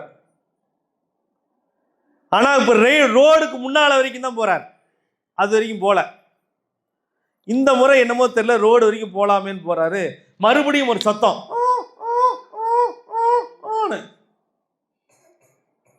பார்த்தா இன்னொரு பைரவர் அடிபட்டு இருக்குது, உயிருக்கு போராடிட்டு இருக்குது. இதாச்சு பரவாயில்ல, அது இன்னும் ரொம்ப மோசமாக இருக்கு. இந்த பைரவர் இங்கே இருக்கு, இன்னொரு பைரவர் கத்திட்டு கிடக்குது. என்னடா பண்ணுறது? இவர் தான் எல்லாத்தையும் சமமாக பார்க்குறவர். உடனே எடு, தூக்கிட்டார் ரத்த கரையோட. இவனை இங்கே வீட்டுக்குள்ளே ஓரமாக வச்சுட்டு கட்டி போட்டு இவனுக்கு உண்டானது செய்கிறார். இவன் பார்க்குறான், புதுசாக ஒரு உறவு வந்துருச்சே. இவன் பார்க்குறான், இவரையும் தயார் பண்ணுறார். அடுத்தவங்க கூப்பிட்டு போய் இவரையும் தயார் பண்ணியாச்சு. தயார் பண்ணிட்டார். இவர் ஒரு மாதம் 1.5 மாதத்தில் இவரும் தயாராகிட்டார். இப்போ இந்த பைரவரும் அந்த பைரவரும் மான் குட்டியே புள்ளி மான் குட்டியேன்னு குதிக்க ஆரம்பிச்சிட்டான். இப்போ 2 பைரவர் ஆயிடுச்சு. இதில் என்ன ஒரு பெரிய விஷயம்னா சாய் என்பர்களே, ஒரு பைரவர் ஆண் பைரவர், ஒரு பைரவர் பெண் பைரவர். முதல்ல அடிப்பட்ட பைரவர் ஆண் பைரவர், 2வது அடிப்பட்ட பைரவர் பெண் பைரவர்.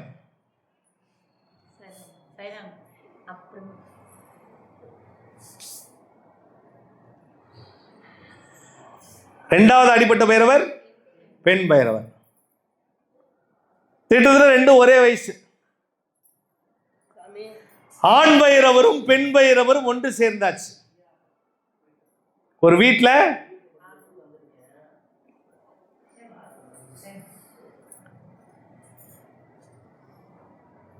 இப்ப இந்த 2 பைரவரும் குணமாக்கியாச்சு.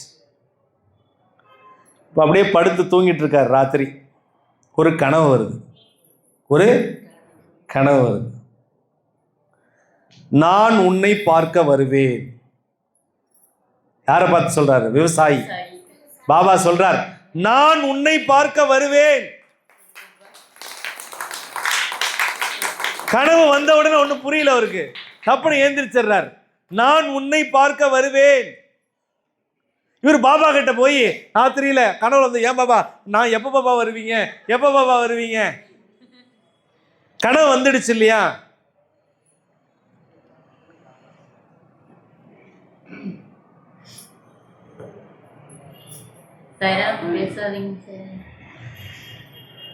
இப்போ அன்புக்குரிய சாய் உறவுகளே, இவருக்கு தூக்கம் வரல.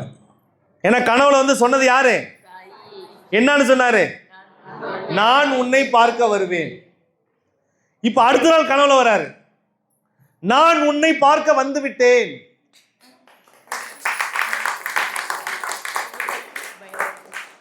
நான் உன்னை பார்க்க வந்து விட்டேன்.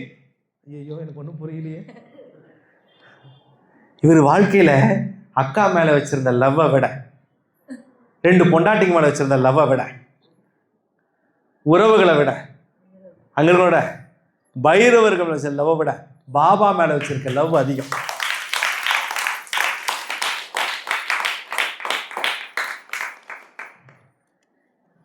பாபா முதல்ல என்ன சொன்னாரு? நான் வருவேன்னார். அடுத்த நாள் கனவுல என்ன சொன்னாரு? நான் வந்துட்டேன்னார். 3வது நாளும் கனவுல வர்றார், எனக்கு பசிக்குது சாப்பாடு கொடுங்கிறார். ஒண்ணுமே புரியல. இவர் கனவுலே கேட்கிறார், நான் என்ன சாப்பாடு கொடுக்கட்டும்? பால் சாதம் கொடு.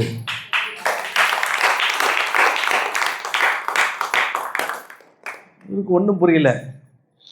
பால் சாதமா? யாருக்கு? நீங்க வரவே இல்லையே, எப்படி கொடுக்கறது?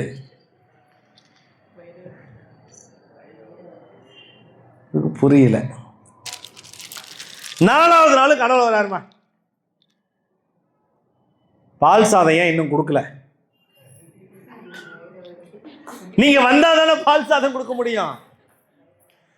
5வது நாள் கனவுல வராரு, ஒரு பக்கம் ஆண் பைரவர், ஒரு பக்கம் பெண் பைரவர்.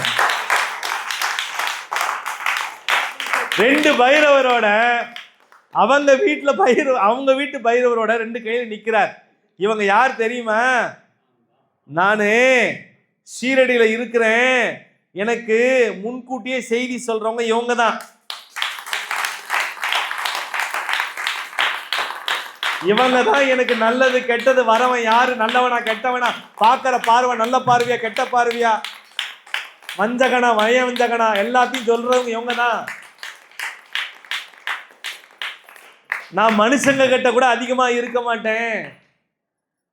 நான் அதிகமா இருக்கிறதே பைரவருடைய ரூபத்துல தான் இருக்கிறேன்.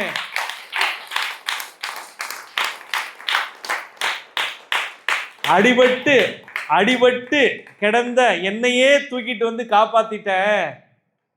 அதனால தான் நான் சொன்னேன், உன் வீட்டுக்கு வந்துட்டேன், பால் சாதம் கொடுன்னு அப்படின்னு.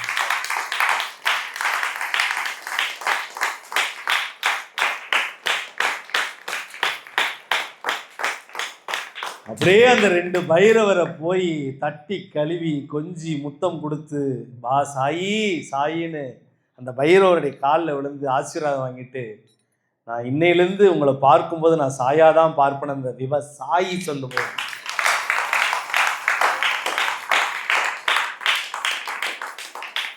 அந்த 2 பைரவர் வந்த நேரத்தில் அடுத்த ஒரு சில மாதங்கள்ல சின்ன பட்டணத்துல விட்டு போன அந்த மனைவி ஒரு நாள் வீட்டு வாசல்ல வந்து நிக்கிறாங்க. சினிமாவில் வந்து நிற்பாங்களா திடீர்னு, அது மாதிரி நிஜத்திலேயே வந்து நின்றுட்டாங்க. நிஜத்திலேயே இவருக்கு ஒன்றும் புரியல, கையும் புரியல காலும் புரியல. என்னம்மா? இல்லைங்க, என்னை கல்யாணம் பண்ணிட்டீங்க, சீரடி கூட்டு போனீங்க, எனக்கு மனசு குத்து வருத்துச்சு. அவங்களாம் அப்போதான் கல்யாணம் பண்ணி வச்சாங்க, 5 பவுன் நகைக்காய் சண்டை போட்டான்னு வந்துட்டேன். ஆனால் வீட்டுக்குள்ளே கல்யாணம் பண்ணதுக்கப்புறம் நான் இருந்து பார்த்தேன், எல்லாரும் அவங்கவுங்க வாழ்க்கையை தான் பார்க்குறாங்க. ஆனால் நீங்கள் சாமி தான் முக்கியம், என் சாமி என்னை காப்பாற்றுவார்னு நினச்சி அங்கே இருந்தீங்க பார்த்தீங்களா? அப்பேற்பட்ட சாமி மேலே நம்பிக்கை வச்ச இந்த சாமியை நான் விட்டுட்டு அங்கே இருந்தேன்னா என் வாழ்க்கை வீணாக போயிடும்னு எனக்கு இப்போ தான் புரியுது. நான் அங்கே இவ்வளோ நாள் இருந்ததுக்கான காரணம் என்ன தெரியுமா? அவங்களுடைய மன திருப்திக்காக, அவங்க மரியாதைக்காக இருந்தேன். ஆனால் இதுக்கு மேலே நான் இங்கே இருந்தால் தான் எனக்கு மரியாதைங்கிறத நான் தெரிஞ்சுக்கிட்டேன். அதனால் என்னை தயவு செய்து மன்னிச்சு ஏற்றுக்கோங்கன்னு சொல்லி சடார்னு காலில் வந்துச்சு. நம்மளால தான் எல்லாத்தையும் சமமாக பார்க்குறவரை, நம்மளால தான் எல்லாத்தையும் சமமாக பார்க்குறவரை, இல்லைம்மா வாமா அப்படிலாம் ஒன்றும் இல்லைம்மான்னு கட்டி பிடிச்சி அந்த கணவனும் மனைவி ஒன்று சேர்ந்து உள்ளே வந்தபோது 2 பைரவரை பார்க்குறாங்க. என்னங்க இவங்க 2 பேர்? அப்போ தான் நடந்த கதையெல்லாம் சொல்கிறாரு. உடனே அந்த மனைவி ஒரு வார்த்தை சொன்னா பாருங்க, மெய் சிலிர்க்குது. ஏங்க, நமக்கு உண்மையாக இருக்கிறவங்க இவங்க 2 பேர் தான். இவங்க காலில் விழுந்து ஆசீர்வாதம் வாங்கலாம்.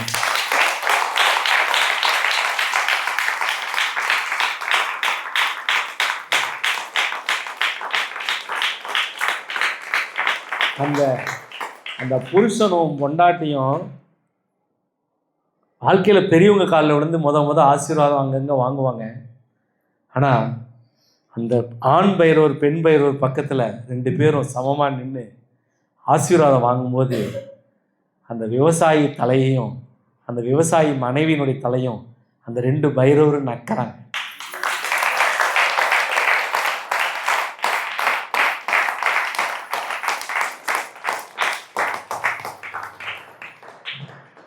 அப்படியே கட்டி பிடிச்சிக்கிறாங்க. படுத்து தூங்குறாங்க. படுத்து தூங்கும்போது, ஏங்க உங்களுடைய முதல் இரவு ஃபஸ்ட்டு டைம் அப்படியாச்சு. இப்போ பார்த்தீங்களா, கோயிலுக்கு போயிட்டு வந்ததுக்கப்புறம் நம்ம வாழலான்னு நினச்சோம். ஆனால் இந்த முதல் இரவு பார்த்தீங்களா, நமக்கு 2 குழந்தைங்க இருக்கிறாங்க. புரியுதா? புரிஞ்சாதான் நமக்கு கைத்தட்டல அதிகமா வந்துருமே.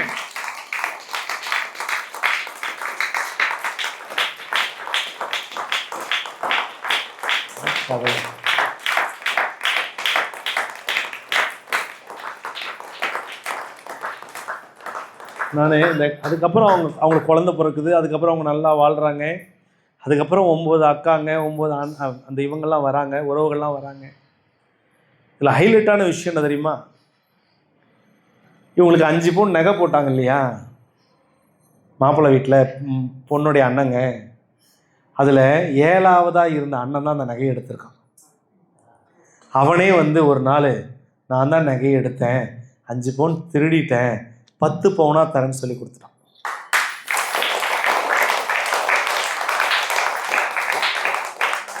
இதெல்லாம் அவங்கெல்லாம் இது சொல்லும்போது, ஆனால் இவங்க 2 பேர் என்ன நினச்சிக்கிட்டாங்க, இதுக்கெல்லாம் காரணம் நீங்கள் இல்லை, இந்த 2 பைரவர் வந்த நேரம் தான். ஏன்னா அந்த பைரவருக்கு அன்பு காட்டுறத தவிர வேற ஒன்றும் தெரியாது. நீங்கள் ஒரு பைரவரை வளர்த்துறீங்கன்னு வச்சுக்கோங்களேன், நீங்கள் ஒரு மனுஷனுக்கு சோறு போட்டிங்கன்னா நன்றி இருக்காது.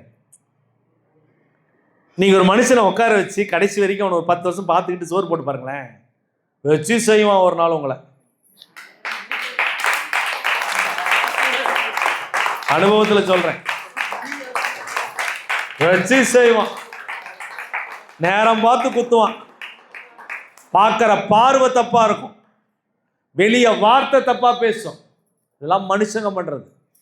ஆனா பைரவன் நாய்கள் இருக்கு பார்த்தீங்களா, சாமிய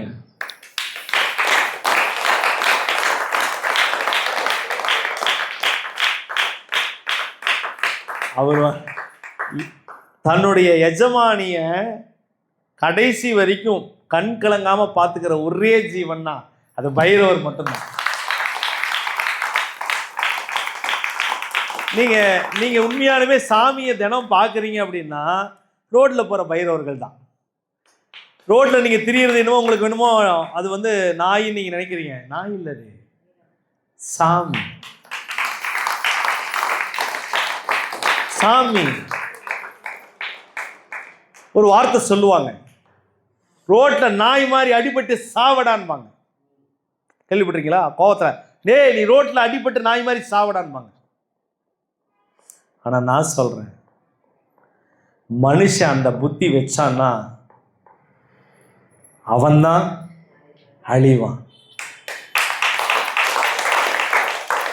நாயை சொல்றதுக்கு எந்த அருகதையுமே மனுஷனுக்கு இல்லை. ஏன் தெரியுமா? மனுஷங்கிட்ட விசுவாசமே இல்லை.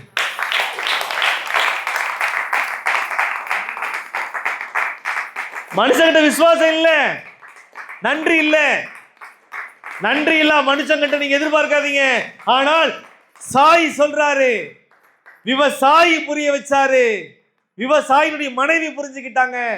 எங்களுடைய வாழ்க்கையில எங்களுக்கு முழுமையான அன்பை கொடுத்தது இந்த பைரவர்கள் தான் என்று. அதுக்கப்புறம் அந்த புருஷ பொண்டாட்டி எல்லாத்துக்குமே சொல்ல ஆரம்பிச்சாங்க. ரோட்ல ஏதாவது அடிபட்ட கடந்த பைரவர்கள் ஏதாவது அதை வந்து சரி பண்ணி கொடுத்துருவாங்க. அதுக்கப்புறம் 2 நாய் மட்டும் இல்ல, 3 ஆச்சு, 4 ஆச்சு, 5 ஆச்சு, 10 ஆச்சு, 20 ஆச்சு, 25க்கும் மேற்பட்ட பைரவர்களை தன்னுடைய வீட்டுக்குள்ள அவங்க வளர்த்துனாங்க.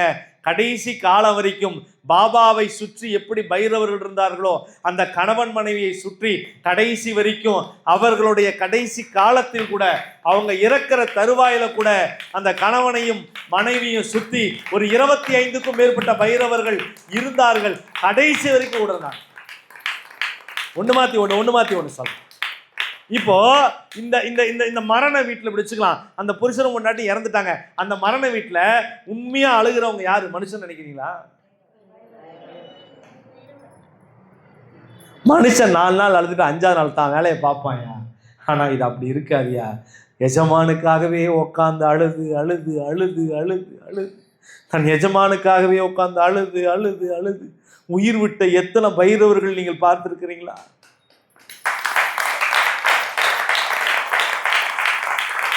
எங்க இந்த லவ் டைலாக் அடிக்கிறாங்களே, உனக்காக நான் உயிரையே கொடுக்குறேன், உனக்காக நான் உயிரையே கொடுக்குறேன், எங்க உயிரை கொடுக்கறத காட்ட சொல்லுங்க பார்க்கலாம். ஆனா நான் காட்டுட்டுமா? என் கூட வாங்க. ஒரு எஜமானிக்காக ஒரு எஜமானனுக்காக கடைசி வரைக்கும் உயிர் கொடுக்கிற ஒரே ஜீவன் டாக்.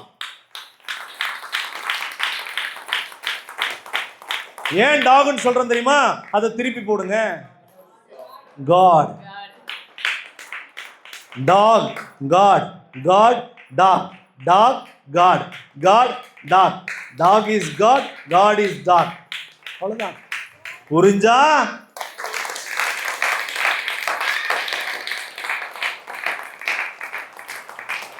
இந்த பதிவு உங்களுக்கு எப்படி புரிகிறது என்பது எனக்கு தெரியாது. ஆனால் இந்த பதிவுக்குள்ள இருக்கிற ஞானம் என்ன தெரியுமா? அனைத்தையும் சமமாக பார்க்க வேண்டும், அனைவரையும் சமமாக நேசிக்க வேண்டும், எல்லோரிடமும் அன்பு செலுத்த வேண்டும் என்பது என்னுடைய பார்வையில் இந்த கதையில் நான் புரிந்து கொண்டேன். இதை விட மிக முக்கியமானது தெரியுமா?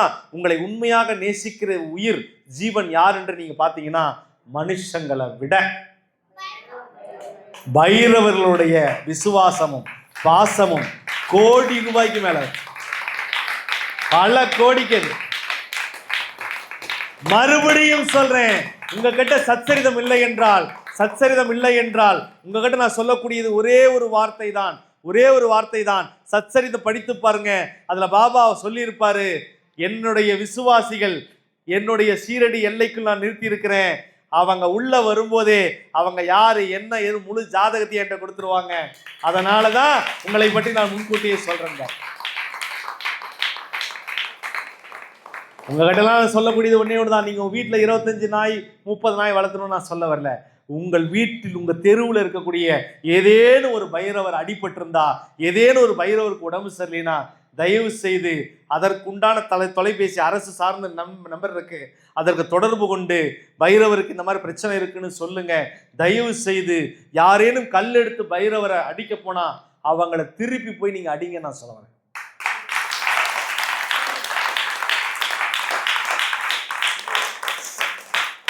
எவனாவது நாய் மேல கல் எடுத்து போட்டானா அவனை திருப்பி கல் எடுத்து அடிங்கன்னு சொல்றேன்.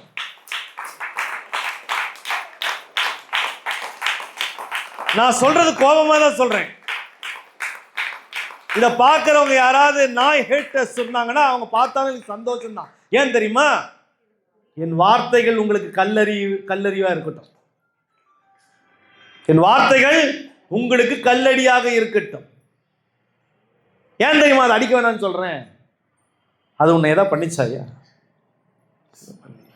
என்ன ராத்திரி நேரத்தில் நீங்கள் வண்டியில் லேட்டாக போகும்போது எங்கள் ஏரியாக்குள்ளே புதுசாக யாராவது வந்துட்டாங்கன்னா குலைக்கவும் நான் அவ்வளோதான். அப்போ கூட நான் என்ன சொல்ல வரேன், வண்டியை நிறுத்திடுங்க, அது மோந்து பார்த்துட்டு போயிடும். நீங்கள் பயத்தில் ஓட்டம் எடுக்கக்கூடாது. ஏன்னா நம்ம இடத்துக்குள்ள நம்ம ஏரியா ஒருத்தன் வந்துட்டானே, உங்கள் வீட்டுக்குள்ளே புதுசாக ஒருத்தன் வந்தால் விட்டுருவீங்களா?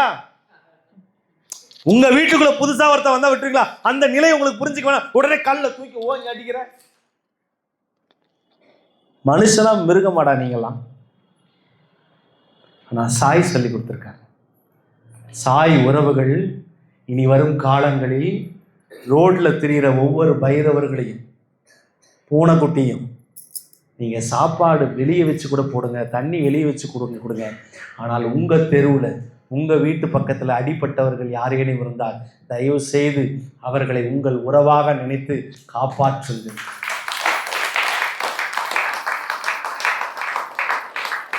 ஏதோ ஒரு கர்மா இருக்கும், ஏதோ ஒரு கணக்கு இருக்கும், அவங்களை காப்பாற்றுறதுனால ஏதோ ஒரு மாற்றம் நடக்கலாம் இல்லையா?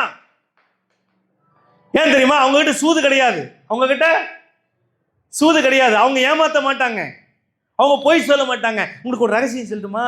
பைரவர் பொய் சொன்னாங்க.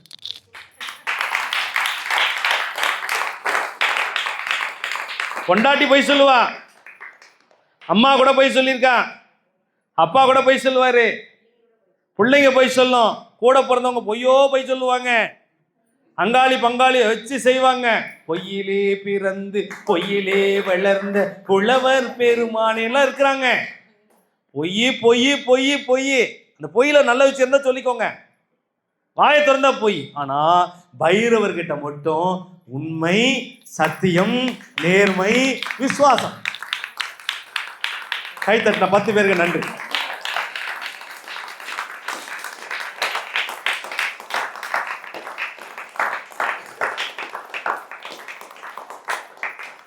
நான் என்ன சொல்ல வரேன் அப்படின்னா, இது ஒரு சேவை. இந்த சேவையை நீங்கள் ரெகுலராக பண்ணுங்கன்னு சொல்ல வரல, உங்கள் கண்ணுக்கு பட்டா பண்ணுங்கன்னு சொல்ல.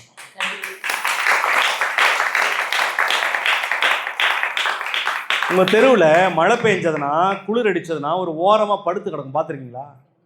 என்னைக்காவது நின்று பாருங்களேன். போன ஜென்மத்தில் உங்கள் அத்தையாக இருக்கலாம், உங்கள் அண்ணனாக இருக்கலாம், உங்கள் அம்மாவாக இருக்கலாம், ஏதோ விட்டு போன தொட்டு போன குறைகள் உறவுகளாக இருக்கலாம். அவங்க ஒரு ஓரமாக படுத்து கிடக்கிறன்னு நினச்சி பாருங்களேன். நீங்கள் டைரெக்டாக மனுஷனாக பிறந்திருக்கீங்கன்னு நினைக்கிறீங்களா? நேரடியாலாம் மனுஷனாக பிறக்கல சாமி. ஓய், ஜென்ம ஜென்மமாய் ஜென்ம ஜென்மமாய் ஜென்ம ஜென்மமாய் ஜென்ம ஜென்மமாய் ஜென்ம ஜென்மமாய் ஜென்ம ஜென்மமாய் ஜென்ம ஜென்மமாய் ஜென்ம ஜென்மமாய் ஜென்ம ஜென்மமாய் ஜென்ம ஜென்மமாய் ஜென்ம ஜென்மமாய் ஜென்ம ஜென்மமாய் பிறந்து வந்திருக்கீங்க. சும்மா எல்லாம் மனுஷ பிறவி கிடைக்காது. அதுலயும் அந்த ஜென்மத்துல குருவுடைய பாதத்தை பிடிக்கிற டெக்னிக் இருக்கு பாத்தீங்களா? அதுதான் ஹைலைட்.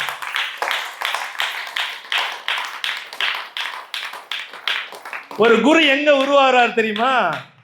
நான் சொல்லட்டுமா குரு எங்க உருவாகிறாருன்னு? நாய்கிட்ட.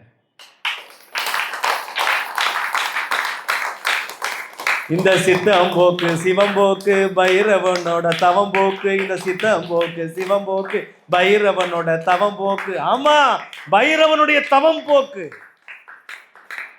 பைரவனுடைய தவம் போக்கு. உங்கள் கால சக்கரத்தை மாற்றுகின்ற சக்தி கால பைரவருக்குண்டு. அந்த கால பைரவருக்கே நீங்க படைக்கலம் கொடுத்து கால பைரவரை நீங்க பார்த்துக்கிட்டீங்கன்னா உங்க வாழ்க்கை எப்படி இருக்கும் நீங்களே யோசிச்சுக்கோங்க. பைரவர் என்பவர் உங்க வீட்டு சாமி.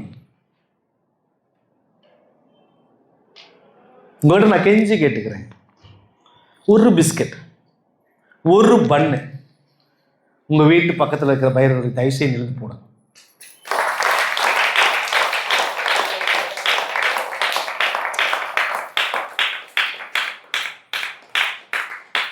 அவங்க என்ன மிஞ்சி போன கேட்பாங்க? தீபாவளிக்கு ஏதாவது போனஸ் கேட்குறாங்களா? பொங்கலுக்கு ஏதாவது புது ட்ரெஸ் கேட்குறாங்களா? யோசிச்சு பார்த்தீங்க. அவர்கள் உங்களிடம் கேட்பதெல்லாம் அன்பான ஒரு பார்வை. நீ எதுவுமே தரலினா கூட பரவாயில்லையா, இப்படி தலையை பிடிச்சி இப்படி வருடி விட்டினா போதியா, இப்படியே தலையை வருடி விட்டினா அது ஒரு வாழை ஆட்டும் பாரு.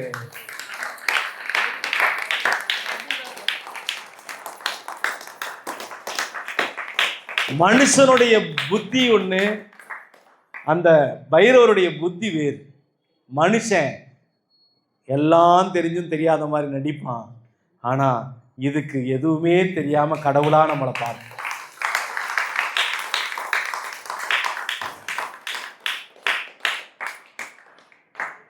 எவ்வளவு பெரிய ஆளா இருந்தாலும் சரி, எவ்வளவு பெரிய ஆளா இருந்தாலும் சரி, இது ஒரு கொள்கையை வச்சுக்கோங்க. நீங்க கோயிலுக்கே போலினா கூட சாமி போகவே வேண்டாம், வாயில்லா ஜீவன்களுக்கு சாப்பாடு போடுங்க சாமி, உங்க வாழ்க்கையே மாறிடும், உங்க வாழ்க்கையே. அதனால இந்த கதையில நீங்க தெரிந்து கொள்ளக்கூடிய ரகசியம், ஞானம் பெற வேண்டும் என்றால் உங்கள் வாழ்க்கை மாற வேண்டும் என்றால் விட்ட குறை தொட்ட குறை, விட்ட குறை தொட்ட குறை உங்களுக்கு சரியாகணும்னா பைரவர்களை கொண்டாடுங்க, பைரவர்களுக்கு சாப்பாடு வைங்க, பைரவர்களுக்கு பால் சாதம் கொடுங்க. மறுபடியும் கைத்தட்டின 10 பேருக்கு நன்றி. ஏன்னா நான் அப்பயே சொல்லியிருக்கேன் தாத்தா 10 பேர் தான் வருவாங்க, 10 பேர் தாண்டாது. நல்ல வேலை 9ன்னு சொல்லாம போயிட்டாரு. என் அன்புக்குரிய சாய் வரவர்களே, இந்த ஸ்டிக்கு பைரவர் கொடுத்துருங்க.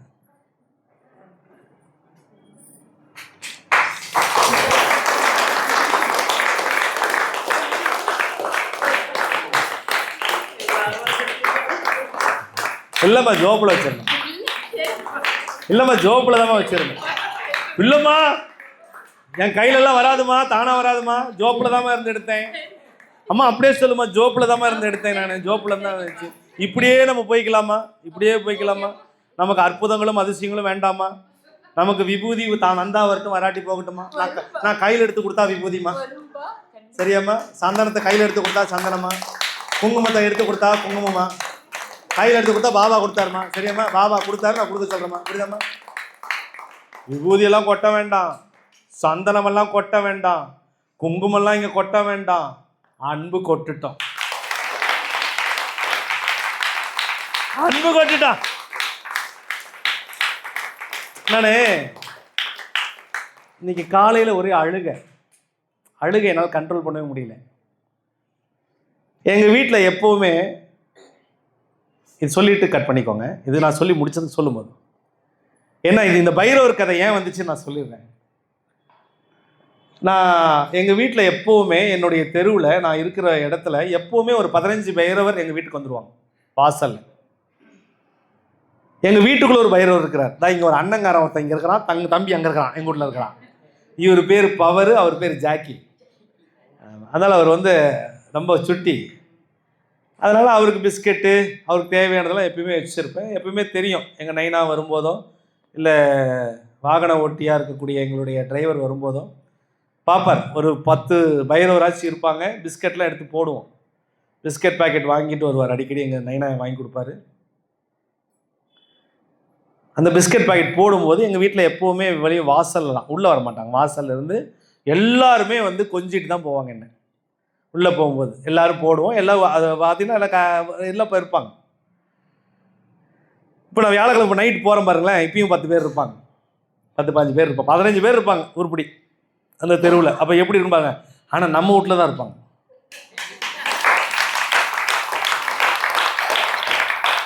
எங்கே சுற்றி அங்கே சுற்றி கடைசியில் நம்மகிட்ட தான் வந்து நிற்பாங்க. ஏன்னா தெரியும், நாம தான் எல்லாத்தையும் சமமாக பார்க்குறாங்க, சமமாக தானே பார்ப்போம். ஜீவன் தானே, அது ஒரு ஆத்மா தானே. அந்த ஆத்மா ஏன் பிறந்திருக்கு, அந்த ஆத்மா பிறந்ததுக்கான காரணம் என்ன, ஏன் பிறந்ததுக்கு தெரிஞ்சிருச்சு இல்லையா? அது பிறந்து அது கணக்கை சரி பண்ண பிறந்திருக்கு. அப்போ அதுக்கு என்ன செய்யணுமோ நம்ம செய்யணுமா இல்லையா? அப்போ நான் தானே அப்பா, நான் தானே அம்மா அந்த இடத்துல. அப்போ என்னால் முடிஞ்சதை நான் செய்யணும். இப்படி நடந்துகிட்டே இருக்கும்போது ஒரு வாரத்துக்கு முன்னால் எங்கள் வீட்டு தெருவில் யாரோ ஒருத்தர், அதில் ஒரு பைரவர், 1 வயசு கூட ஆகாது, 1 வயசு தான் இருக்கும், அதுவே இல்லை, இவ்வளோ பெரிய கல் எடுத்து இங்கே அடிச்சிட்டாங்க. இவ்வளோ பெரிய கல் எடுத்து அடிச்சிட்டாங்க. அடித்த உடனே அந்த அதிர்ச்சியில் அதுக்கு 2 கால் பேராலிசிஸ் ஆயிடுச்சு. அது நல்லா பாருங்க சாய் உறவுகளே, 4 கால் இருக்கிற ஜீவராசி அது இப்படி இருக்குன்னா, இந்த 2 கால் சைடுல இருந்து போச்சு. எல்லா இடமும் இப்படி தவழ்ந்தே போகுது, தெரு முழுக்க இப்படியே போகுது. அது போக போக இப்படி ஆயிடுச்சு. நேத்தெல்லாம் மழை பெஞ்சிருக்குது, விடிய விடிய மழையிலேயே நினைஞ்சிருக்கு, விடிய மழையிலேயே. மறுபடியும் பார்க்குற கொஞ்ச நேரம் கழிச்சு கஷ்டப்பட்டு இந்த முள்வேலிக்குள்ள போய் மாட்டிக்கிச்சு, அந்த ஆண்டு அதுக்குள்ளே போய் மாட்டிக்கிச்சு. ஆனால் எனக்கு வந்து 2 நாளாக தான் தெரியும். எங்கள் மனைவி சொல்கிறாங்க, இல்லைங்க நான் தாங்க அதுக்கு சாப்பாடு வச்சுட்டு இருக்கிறேன், அது நவரவே மாட்டேங்குதுங்க, யாரோ கல் எடுத்து அடிச்சுட்டாங்களாம் பக்கத்தில் சொல்கிறாங்க, கல் எடுத்து அடித்தோன்னே இதாகிடுச்சு, அந்த பெராலிசிஸ் அட்டாக் ஆயிடுச்சு பின்பக்கம்.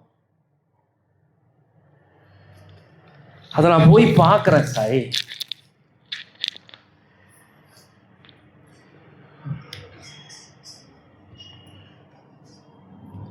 சாமி அதை பார்க்கும்போது மனசு ஒரு வேதனை வருது பாருங்க. துடிச்சிட்டேன்.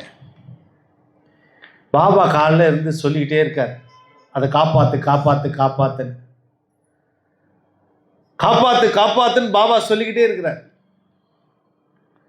சரி என்ன பண்ணலாம் அப்படின்னு நான் யோசிக்கிறேன். அழுக தாங்க முடியல, மனசு கேட்கல. அப்படியே பக்கத்தில் போய் பார்க்கும்போது உயிர் போகுது. சரி குரூப்பில் மெசேஜ் போடுங்க அப்படின்னு காலையிலே ஃபோன் போட்டு, நம்ம குரூப் ஓப்பன் பண்ணுங்க, குரூப்பில் மெசேஜ் ஓப்பன் பண்ணி விடுங்க. யாராவது இதற்கு சேவைக்காக வருவாங்க. நான் வியாழக்கிழமை இங்கே அங்கேயும் அன்னதானத்துக்கு பார்த்தாகணும், இங்கேயும் வந்து அன்னதானத்தை பார்த்தாகணும், இங்கே பூஜை ஒரு பக்கம் பார்த்தாகணும். கடுமையான காய்ச்சல் 2 நாளாக எனக்கு. ரொம்ப ஃபீல் பண்ணிட்டேன். பைரவர் பார்த்து டெய்லி நம்ம கிட்ட வந்து சாப்பிட்ற ஒரு பைரவர் இப்படி ஆகிட்டா எப்படி இருக்குன்னு யோசிச்சு பார்க்குறேன். கடைசியில் தெரிந்த வீட்டுக்கு எதிர்ப்பால் போயிடுச்சு. அப்படியே வாசல் அப்படி படுத்த படிக்க கிடக்குது. நான் போய் பார்க்கும்போது மனசு கேட்கல. உடனே குரூப்பில் போட்ட உடனே எத்தனை பேர் இதற்கு பதில் கொடுப்பார்கள் என்று பார்த்தேன். மனசு ரொம்ப வேதனைப்பட்டேன். ஒரு ஆறுதலுக்கு கூட யாரும் ஒரு வார்த்தை பேசல. அப்பதான் புரிஞ்சுக்கிட்டேன், ஓ இன்னும் நம்ம பிள்ளைகளுக்கு ஞானம் கொடுக்க வேண்டிய அவசியம் இருக்குங்கிறத நான் புரிந்து கொண்டேன். ஆனால் ஒரு குரூப்ல முத்துக்கள்னு சொல்லி 2-3 பேர் இருப்பாங்கல்ல, அப்படி வந்தாங்க. ஐயா நீங்கள் வர வேண்டாம், குரூப் ஓபன் பண்ணணும், நீங்க மெசேஜ் எனக்கு அனுப்ப வேண்டாம். ஒரு பிரார்த்தனை நீங்கள் உங்கள் வீட்டு பூஜை அறையில் வைத்திருந்தால் உங்களுக்கு என்னுடைய ஹேட்ஸ் ஆஃப்.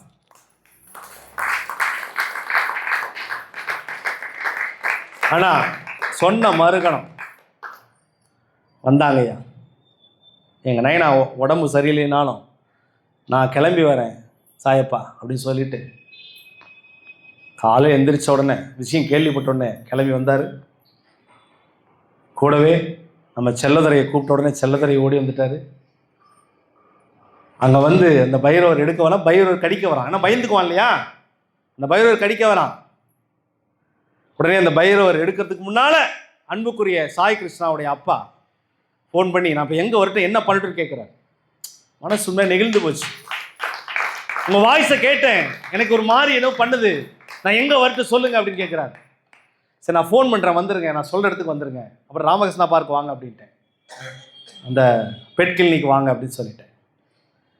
உடனே அன்புக்குரிய என் அன்பு மகன் செல்லதுரை, அற்புதம், நாய்க்கு அடிக்கும்னு பயம் இருக்குது, ஆனாலும் சாயப்பாவுடைய உத்தரவு மீறக்கூடாதுன்ட்டு பயந்து அந்த பைரவர் பக்கத்தில் நெருக்கமாகி, இதுக்கிடையில் நம்மளுடைய டிரைவர் வேறு நம்பருக்கு ஃபோன் பண்ணுங்க, கூப்பிடுங்க, இங்கேயே பார்த்து முடிச்சுக்கலாம் அப்படின்னு என்னோட டிரைவர் வந்து கிராஸ் கொஸ்டின் விட்டு அவர் ட்ராக்கை மாற்ற நினச்சார். வேணாம் இதெல்லாம் இந்த வம்பெல்லாம் நமக்கு எதுக்கு அப்படின்னு.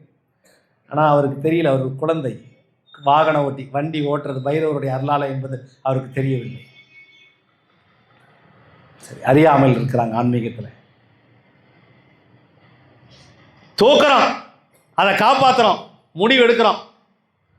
பைரவரை தூக்கியாச்சு, வண்டியில் போட்டாச்சு, ஏசி வண்டியில் தூக்கிட்டு வா.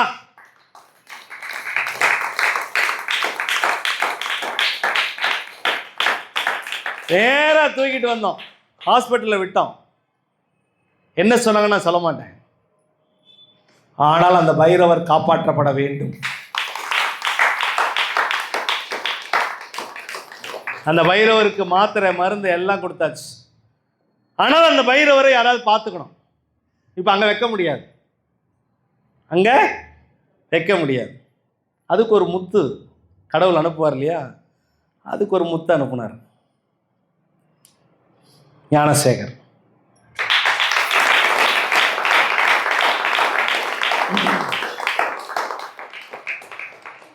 என்ன சொல்றதுன்னு எனக்கு புரியல.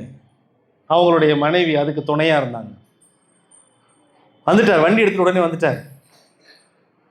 உடனே என் அன்புக்குரிய சாய் கிருஷ்ணாவுடைய அப்பா சாய் குட்டிங்களுடைய அப்பா, அவர் ஆட்டோ எடுத்துகிட்டு வந்துட்டார், காரில் கொண்டாந்தாச்சு, ட்ரீட்மெண்ட் பார்த்தாச்சு. எங்கள் நைனா ட்ரீட்மெண்ட்டு காசு கொடுத்தார். நல்லா புரிஞ்சுக்கோங்க, எங்கள் நைனா கொடுத்தாரு காசு. செல்லதரை தூக்கினா அப்படி பயம் இல்லாம, செல்லதுரை பயம் இல்லாம தூக்கினார் பைரவரை. என்னானாலும் பார்த்துக்கலான்னு வந்து கூட நின்னார் என்கிட்ட. பார்த்துக்கலாம் சாயப்பா, என்னன்னாலும் பார்த்துக்கலாம் சாயப்பான்னு வந்தார். தன்னுடைய வேலைகள் எதுவாக இருந்தாலும் விட்டுட்டு வந்தார். நேராக போனோம். அழகா அன்பு மகளுடைய கையில் ஒப்படைச்சாச்சு. மாலாவுடைய வீட்டில், ஞான சுரசேகரனுடைய வீட்டில் விட்டாச்சு. அந்த பைரவர் இருந்த கண்டிஷன் சீரியஸ். ஆனால் இப்போ அவங்க வீட்டுக்கு போன உடனே தண்ணி குடிச்சுட்டான், நல்ல தெம்பாயிட்டான், சந்தோஷம், நல்லா ஏந்திச்சு உட்காந்துட்டார்.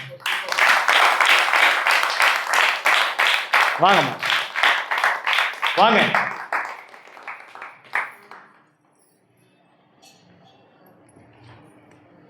ஓரமாக வச்சிருமா.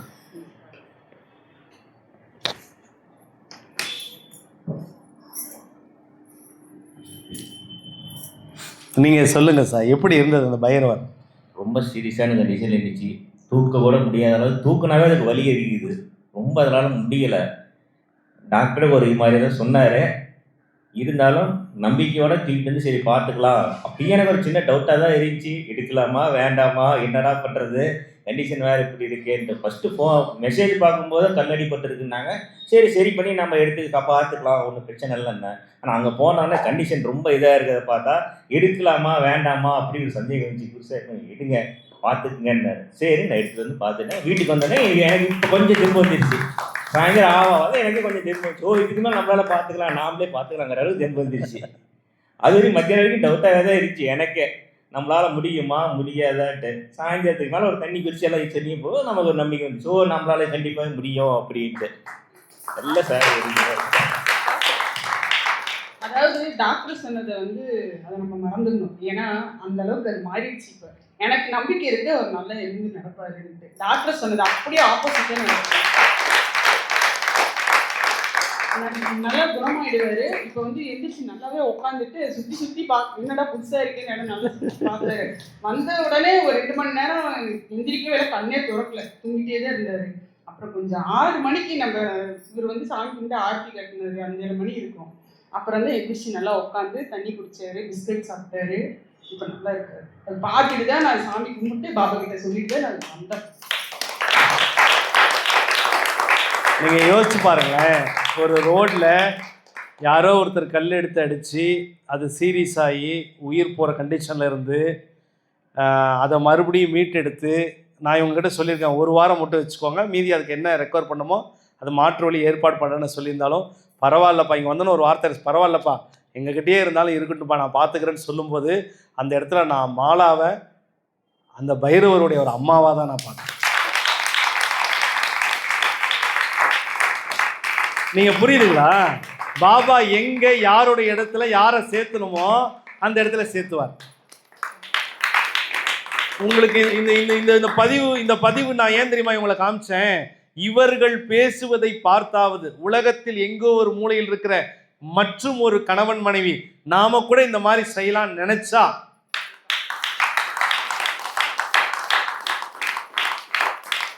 எனக்கு உண்மையாலுமே ரொம்ப பெருமையா இருக்கு. எனக்கு வார்த்தைகளே இல்லை. உண்மையாலுமே உங்க 2 பேருக்கும் நான் இந்த இடத்துல நன்றிங்கிற வார்த்தையை கண்டிப்பா சொல்லிதாகணும். ரொம்ப நன்றி, ரொம்ப நன்றி. ரொம்ப பெரிய நன்றி சொல்லணும். அவரு வாங்க செல்லதுரை வாங்க. பயங்கரமான தைரியம், நம்பிக்கையோட பொறுமையோட தைரியத்தோட எடுத்துட்டு வந்துட்டாரு. அந்த அதுக்கு கிடைச்ச குழந்தைப்பா அந்த பயிர் செல்லதுரை. அந்த செல்லதுரை நீங்க சொல்லுங்க செல்லதுரை, அந்த பைரவர் அப்போ பார்த்ததுக்கும் கடைசியா இப்போ நீங்க பார்த்துட்டு வரதுக்கும் எப்படி இருந்தது? நான் பிடிச்சிக்கிறேன். ஃபஸ்ட்டு போய் பிடிக்கிறப்ப அது கடிக்க வந்துருப்பா. அதனோட வலி வேதனை தாங்க முடியாமல் நம்மளை டிஸ்டர்ப் பண்ணுறாங்களேன்னு அதை கோபத்தில் கடிக்க வந்துருக்கும். அது கொஞ்சம் கொஞ்சமாக சாந்தமாகி நம்மளை ரெக்கவர் பண்ணுறாங்க அப்படின்னு புரிஞ்சுக்கிட்டு ஹாஸ்பிட்டல் வந்ததுக்கப்புறம் கொண்டு போய் அங்கே படுக்க வச்சோம். அது ஓரளவுக்கு ஃப்ரீயாகிற வரைக்கும் விட்டுட்டேன். ஃப்ரீயாக விட்டு நம்மளே சேஃப்டியான ஒரு இடத்துல வச்சுருக்காங்க அப்படின்னு அதுவே ஃபீல் ஆகி தண்ணியை கொடுத்த உடனே அதை குடிச்சதை பார்த்த உடனே எனக்கு அவ்வளோ ஒரு சந்தோஷப்பட்டேன். நம்மளால ஓடினா புதுசாக 2 மணி நேரம் தண்ணி குடிக்காமல் இருக்கிறேன். அது 3 நாளுக்கு மேலே தண்ணி குடிக்காம மட்டும் சாப்பாடு இல்லை, தண்ணி இல்லை, அவ்வளோ ஒரு வேதனையில் இருந்து அது தண்ணி குடிச்சதை பார்த்தோன்னே எனக்கு அப்படியே நான் குடிச்ச மாதிரி நினச்சி அவ்வளோ ஒரு ஆனந்தத்தில் நான் வெளியே அவர் உடனே காலை 2 முன்னாடி எடுத்து வச்சு உட்காந்துருந்தேன். ஒரு நம்பிக்கை வச்சுருந்தோம், அப்பா எப்படினாலும் அதை ரெக்கவர் பண்ணி கொண்டு வந்து சேர்த்திடுவார் அப்படின்னு. திரும்ப அதை எங்கே இருந்தாலும் அப்பாவோட அருளோடே இருக்கணும் அப்படின்னு ஆசைப்படுறேன். இதுதான் அப்பாவோட ஆசை. தேங்க்யூ செல்லதுரைக்கு தேங்க்யூ, மகேஸ்வரிக்கும் தேங்க்யூ. அம்மா நீ அழுவாதம்மா அம்மா அழுவாதம்மா, ஹாப்பியாக இருமா சரியா? நல்ல வீட்டுக்காரருமா உங்கள் வீட்டுக்காரரு. செல்லதுரை, மகேஸ்வரி வாழ்த்துக்கள், வார்த்தைகளால் சொல்லவே முடியல. எல்லாத்த விட சாய் கிருஷ்ணா, இவருக்கு நான் உண்மையானுமே இவருக்கும் நன்றி சொல்லணும். ஒரு நிமிஷம் வாங்க, இவருக்கு ஒரு பலத்தை கைத்தட்டல் கொடுங்க பார்க்கலாம். எவ்வளோ ஒரு ஒரு ஒரு நான் பதிவு போட்ட உடனே குரூப்பில் நான் அவ்வளோ ஃபீல் பண்ணி நான் ரொம்ப வேதனையோடு சொன்ன உடனே எனக்கு ஃபோன் பண்ணி பேசின ஒரு இது. 2வது நான் ரொம்ப சந்தோஷப்பட்டேன். அடுத்த நிமிஷம் நான் நினச்சிட்டேன், நம்ம கூப்பிட்ட குரலுக்கு ஓடி வர ஜனங்க இவங்கெல்லாம்ங்கிறது நான் புரிஞ்சுக்கிட்டேன். நான் இப்போ உங்களுக்கு இந்த இந்த இந்த நாள், இந்த வியாழக்கிழமை நடந்த உங்கள் அனுபவம் எப்படி இருக்கு? உண்மையுமே ஒரு வார்த்தையை சொல்ல முடியாதுங்க. அது நான் எப்பவுமே வாட்ஸ்அப் ஸ்டேட்டஸ்லாம் அவ்வளோ சீக்கிரம் பார்க்க மாட்டேன், எனக்கு வேலை பிஸியில் அதிகம் பார்க்க மாட்டேன். ஆனால் என்ன உணர்வு வந்ததுன்னு தெரியல. அப்போ கரெக்டாக 10:37 நம்ம போட்டிருக்காரு, 10:39 நான் பார்த்துட்டு எனக்கு டக்குன்னு என்ன பண்ணுறது, டக்குன்னு உடனே ஃபோன் அடிக்கும். ஒரு வாட்ஸ்அப் வாய்ஸ் பார்த்த உடனே ஏதோ மிகப்பெரிய வருத்தத்தில் இருந்து என்னால் உணர முடிஞ்சது இந்த வாய்ஸில். ஏன்னா ஒரு வாய்ஸ் கண்ணுமுடி கேட்ட உடனே எனக்கு அவ்வளோ ஒரு இதாக இருந்தது. நான் எதுவுமே யோசிக்கல, அவர் தியானத்தில் இருப்பான்னு தான் எனக்கு தெரியும், கண்டிப்பாக மனசில் பட்டுச்சு. இருந்தாலும் பரவாயில்ல, நான் வாய்ஸ் காலாக போடணும்னு நினைக்கல, நான் ஃபோனே பண்ணிடுவோம், ஏதோ முக்கியமாக தேவை இருக்குன்னு சொல்லிட்டு நான் ஃபோன் அடித்தேன். ஃபோன் அடித்த உடனே அப்பா எடுக்கல, சரின்னு சொல்லிட்டு விட்டுட்டேன். மறுபடியும் அப்பா கூப்பிட்டுருக்காரு, நான் வேற ஃபோன் கால் இருந்தேன். இப்போ மறுபடியும் நான் கட் பண்ணிவிட்டு அப்பா லைனுக்கு பார்த்தேன். அந்த மாதிரி சொன்னார், உங்கள் ஒர்க்கு எப்படி, அது ஒன்றும் ப்ராப்ளம் இல்லைப்பா, என்னோடய ஒர்க்கு எப்படி இருந்தாலும் பரவாயில்ல, இதோ முக்கியமான தேவை இருக்குது, ஏன்னா இதுதான் பார்க்கணும் அப்படின்னு சொல்லிட்டு போனேன். உண்மையுமே இன்னைக்கு இந்த நாளில் இந்த ஒரு அற்புதமான வாய்ப்பை எனக்கு கொடுத்ததுக்கு உண்மையுமே சாயப்பாவுக்கு கோடான கோடி நன்றி தான் சொல்லணும். ஆனால் அந்த பைரவர் அங்கே எடுத்துகிட்டு போயிட்டு கண்டிப்பாக நான் நீங்கள் கோயில் கூட இருங்கன்னு கூட சொல்லியிருக்கலாம். பட் எனக்கு இந்த வாய்ப்பை கொடுக்கணும்னு அவர் முடிவு பண்ணிட்டாரு. கண்டிப்பாக நீங்கள் ராமகிருஷ்ணா பார்க்கு வாங்க அப்படின்னு சொல்லிட்டாரு. அங்கே போயிட்டு நான் ஆக்சுவலாக இது வரைக்கும் ஆட்டோ வச்சிருக்கேன் என்னன்னு கூட சாயப்பாக்கு தெரியாது. திடீர்னு ஒரு ஆட்டோ ஏதோ பேசுங்க அப்படின்னு சொன்னார். இல்லைப்பா நான் ஆட்டோ வண்டியில் தான் வந்திருக்கேன், நம்ம வண்டியில் கூட்டிகிட்டு போயிடலாம். அதாவது நான் வண்டியில் போயிட்டு அங்கேருந்து நான் கூட்டிகிட்டு வரணும்னு நினச்சேன். நான் ஃபஸ்ட்டு ஃபோன் பண்ணது. அப்புறம் நான் போயிட்டு ஒரு 5 நிமிஷம் கழிச்சு தான் காரில் வந்தாங்க. ஓகே அப்படின்னு சொல்லிட்டு ரொம்ப சந்தோஷம். அந்த இடத்துல போயிட்டு தண்ணி குடிக்கிறதுக்கு அந்த பைரவர் கழுத்து நிற்கலைங்க. அதாவது ஒரு பேரலைஸ் வந்தால் ஒரு மனிதன் எப்படி கஷ்டப்படுவானோ அந்த இடத்துல நான் பைரவராக பார்க்கல, ஒரு மனிதன் தான் என் கண்ணுக்கு அப்படி தெரிஞ்சதுங்க. ஒரு செகண்ட் எனக்கு அப்படியே கிளாஸ் ஆகிட்டு போயிடுச்சுங்க. அது ஒரு மனுஷன் ஒரு உடலோட ஒரு இதாக இருந்தால் எப்படி எனக்கு அந்த கிளாஸ் கண்டிப்பாக வந்துருங்க. பார்த்தா தலை அப்படியே நிற்கல, அப்படியே ஆடிட்டே இருந்தது. ஆடி அதனால் தண்ணி கூட குடிக்க முடியலைங்க. ரொம்ப நேரம் ஆடிட்டு இருந்துட்டு அப்படியே பார்த்துட்டு அதனால் இது பண்ண முடியல. அப்புறமேட்டு கொஞ்சம் தள்ளி வைங்க அப்படின்னு தண்ணி கொஞ்சம் தள்ளி பக்கத்தில் வச்சாங்க. அப்படியே மெதுவாக தலை இறக்கி அப்படியே குடிக்க ஆரம்பிச்சதுங்க. ஒரு டப்பா குடிச்சிருச்சுங்க. மறுபடியும் இன்னொரு டப்பா கொடுங்க அப்படின்னா மறுபடியும் 2வது டப்பா குடிச்சு அது ஃபுல்லாக குடிச்சிருச்சு. அது குடிச்ச உடனே எந்திரிச்சு நின்று எங்களை பார்த்தது அந்த பைரவர் மூஞ்சி அப்படியே பிரகாசமாயிருச்சு அந்த செகண்ட்ல. அதாவது அந்த தண்ணி குடிச்ச உடனே இப்படி ஒரு மாற்றம் வருமானது நானும் செல்லதுரையும் பார்த்தோம். மூஞ்சி அப்படியே மாறிடுச்சு, அந்த தலை நடுக்கமும் நின்றுச்சு. ஓகே கண்டிப்பா அடுத்த ரெக்கவர் ஆயிரும் சொல்லிட்டு அப்புறம் அந்த இதெல்லாம் கொடுத்துட்டு. ஆனா உண்மையுமே இந்த நிச்சயமா சொல்றேன், இந்த மாதிரி ஒரு வாய்ப்பு என் வாழ்நாள நான் இது வரைக்கும் என் கண்ணு முன்னாடி நான் பார்த்ததுல எனக்கு கிடைச்சதில்லை. கண்டிப்பா இந்த வாய்ப்பை கொடுத்த சாயப்பாவுக்கு இன்னொரு முறை நான் கோடான கோடி நன்றியை சொல்லிக்கிறேன். ரொம்ப சந்தோஷம். உங்களுக்கு ஒரு நல்ல உற்சாகமான கைத்தட்டல் கொடுங்க பார்க்கலாம். இது கைத்தட்டல்லாம் ரொம்ப சாதாரணமாக இருக்கக்கூடாது. என்னை பொறுத்த வரைக்கும் இது ரொம்ப ப்ரௌடான மூமெண்ட். நீங்கள் கேட்கலாம் இதெல்லாம் ஏன் விளம்பரம் பண்ணுறீங்கன்னு. இது விளம்பரம் இல்லைம்மா, சேவை. இந்த சேவை தெரிஞ்சாதான் மற்றும் ஒரு 4 பேர் வெளியே வருவாங்க. அந்த வாயில்லா ஜீவராசி, அதுக்கு வாய் மட்டும் இருந்துச்சுன்னு வச்சுக்கோங்களேன், பல பேருடைய வாழ்க்கை நல்லா இருக்கும். ஆனால் வாயே இல்லைனாலும் பல பேரை காப்பாற்ற அந்த ஜீவனுக்கு நாம் ஒரு படி சோறும் நீரும் வைக்கிறதுல எந்த தப்பும் இல்லை. ரொம்ப ஏதோ பேச வந்த நம்ம எங்கள் வீட்டு பக்கத்துலேயும் நிறைய பயிர்கள் இருக்கிறாங்க. டெய்லி அதாவது வாரம் நம்ம இங்கே வியாழக்கிழமை வந்துட்டு போகிறப்ப அப்பா சொன்ன மாதிரி எங்கள் வீட்டு வாசலில் அப்படியே கூட்டமாக தான் உட்காந்துருப்பாங்க. நாங்கள் அங்கேருந்து வண்டியில் அந்த ஸ்ட்ரீட்லேருந்து வரதை பார்த்துட்டு ஓடி வாலாட்டி ஓடி வருவாங்க. வந்து உள்ளார வந்து பையன் வந்து பிஸ்கெட் போட்டு வாட்டி சாப்பிட்டுட்டு தான் அப்புறமேட்டு தான் போவாங்க. நைட்டு 12 மணி ஆனால் கூட சரி அவங்க வீட்டு வாசல்கிட்டயே தான் இருப்பாங்க. ஒரு நாள் நாங்கள் வியாழக்கிழமை இங்கே பிரார்த்தனைக்கு வந்துட்டு போகிறப்ப ஒரு டெய்லி அவர் வர்றவர் தான். கரெக்டாக 9 மணி ஆனால் நைட்டு வந்துடுவார். உள்ளாரியே வந்து தலைவாசல் நின்றுட்டு வாழாடிக்கிட்டே இருப்பார். பிஸ்கெட் சாப்பிட்டு அப்புறம் போயிடுவார். அவர் வந்து நாங்கள் இங்கேருந்து போகிறோம், எங்கள் வீட்டு வாசலில் அப்படியே நடு ரோட்லேயே காலில் யாரோ வண்டி இடிச்சிட்டாங்களா என்னன்னு தெரியல, அடிபட்டு படுத்து இருந்தது. எந்திரிக்க முடியாமல், நடக்கவே முடியல. இப்படி எந்திரிக்கிட்டு அப்படியே கீழே விழுந்து அந்த மாதிரி இருந்தது. வீட்டுக்கு கூட உள்ளார கூட நாங்கள் போகல. இங்கேருந்து போனோம், உதியை கொண்டு போனோம். உதியை அப்படியே வெளியே நின்று நடு ரோட்லேயே தான் படுத்திருந்தது. நல்லா நிறைய அந்த உதியை வந்து காலில் அந்த அடிப்பட்ட இடத்துல நல்லா நாங்கள் போட்டு விட்டுட்டு பாபாவை வேண்டிட்டு நாங்கள் உள்ளார வந்துட்டேன்.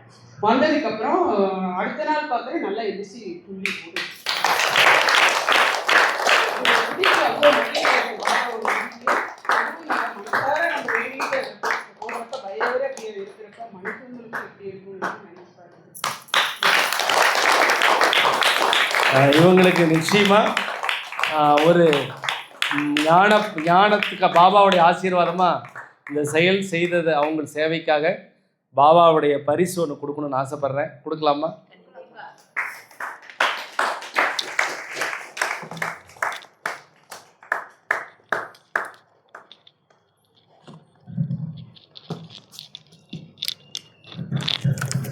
ஒரு கதைக்கு சரியான விட சொன்னா மட்டும்தான் கொடுப்போம் இல்லைம்மா? சச்சரித புக்கு தான் ஆசைப்பட்டேன். புது புக்கு எனக்கு வேணும்னு ஆசைப்பட்டு கேட்டுட்டே இருந்தேன். இல்லாமா சச்சரிதம் புக்கு மட்டும் இல்லைம்மா, ஓப்பன் பண்ணுமா? ஓப்பன் பண்ணுங்க. அவரையும் காமிச்சிருங்க. அப்படியே காட்டு, இப்படியே காட்டுங்க, அப்படியே காட்டு. அது பாபா வந்துட்டார்.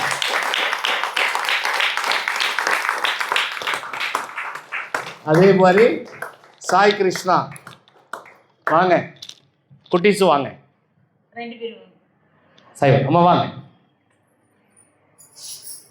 வாங்க. உங்களுக்கும் சச்சரிதம் புக்கும் பாபாவும் ஒரு வருஷம் வாங்க, எப்படி வாங்க கூட வாங்க.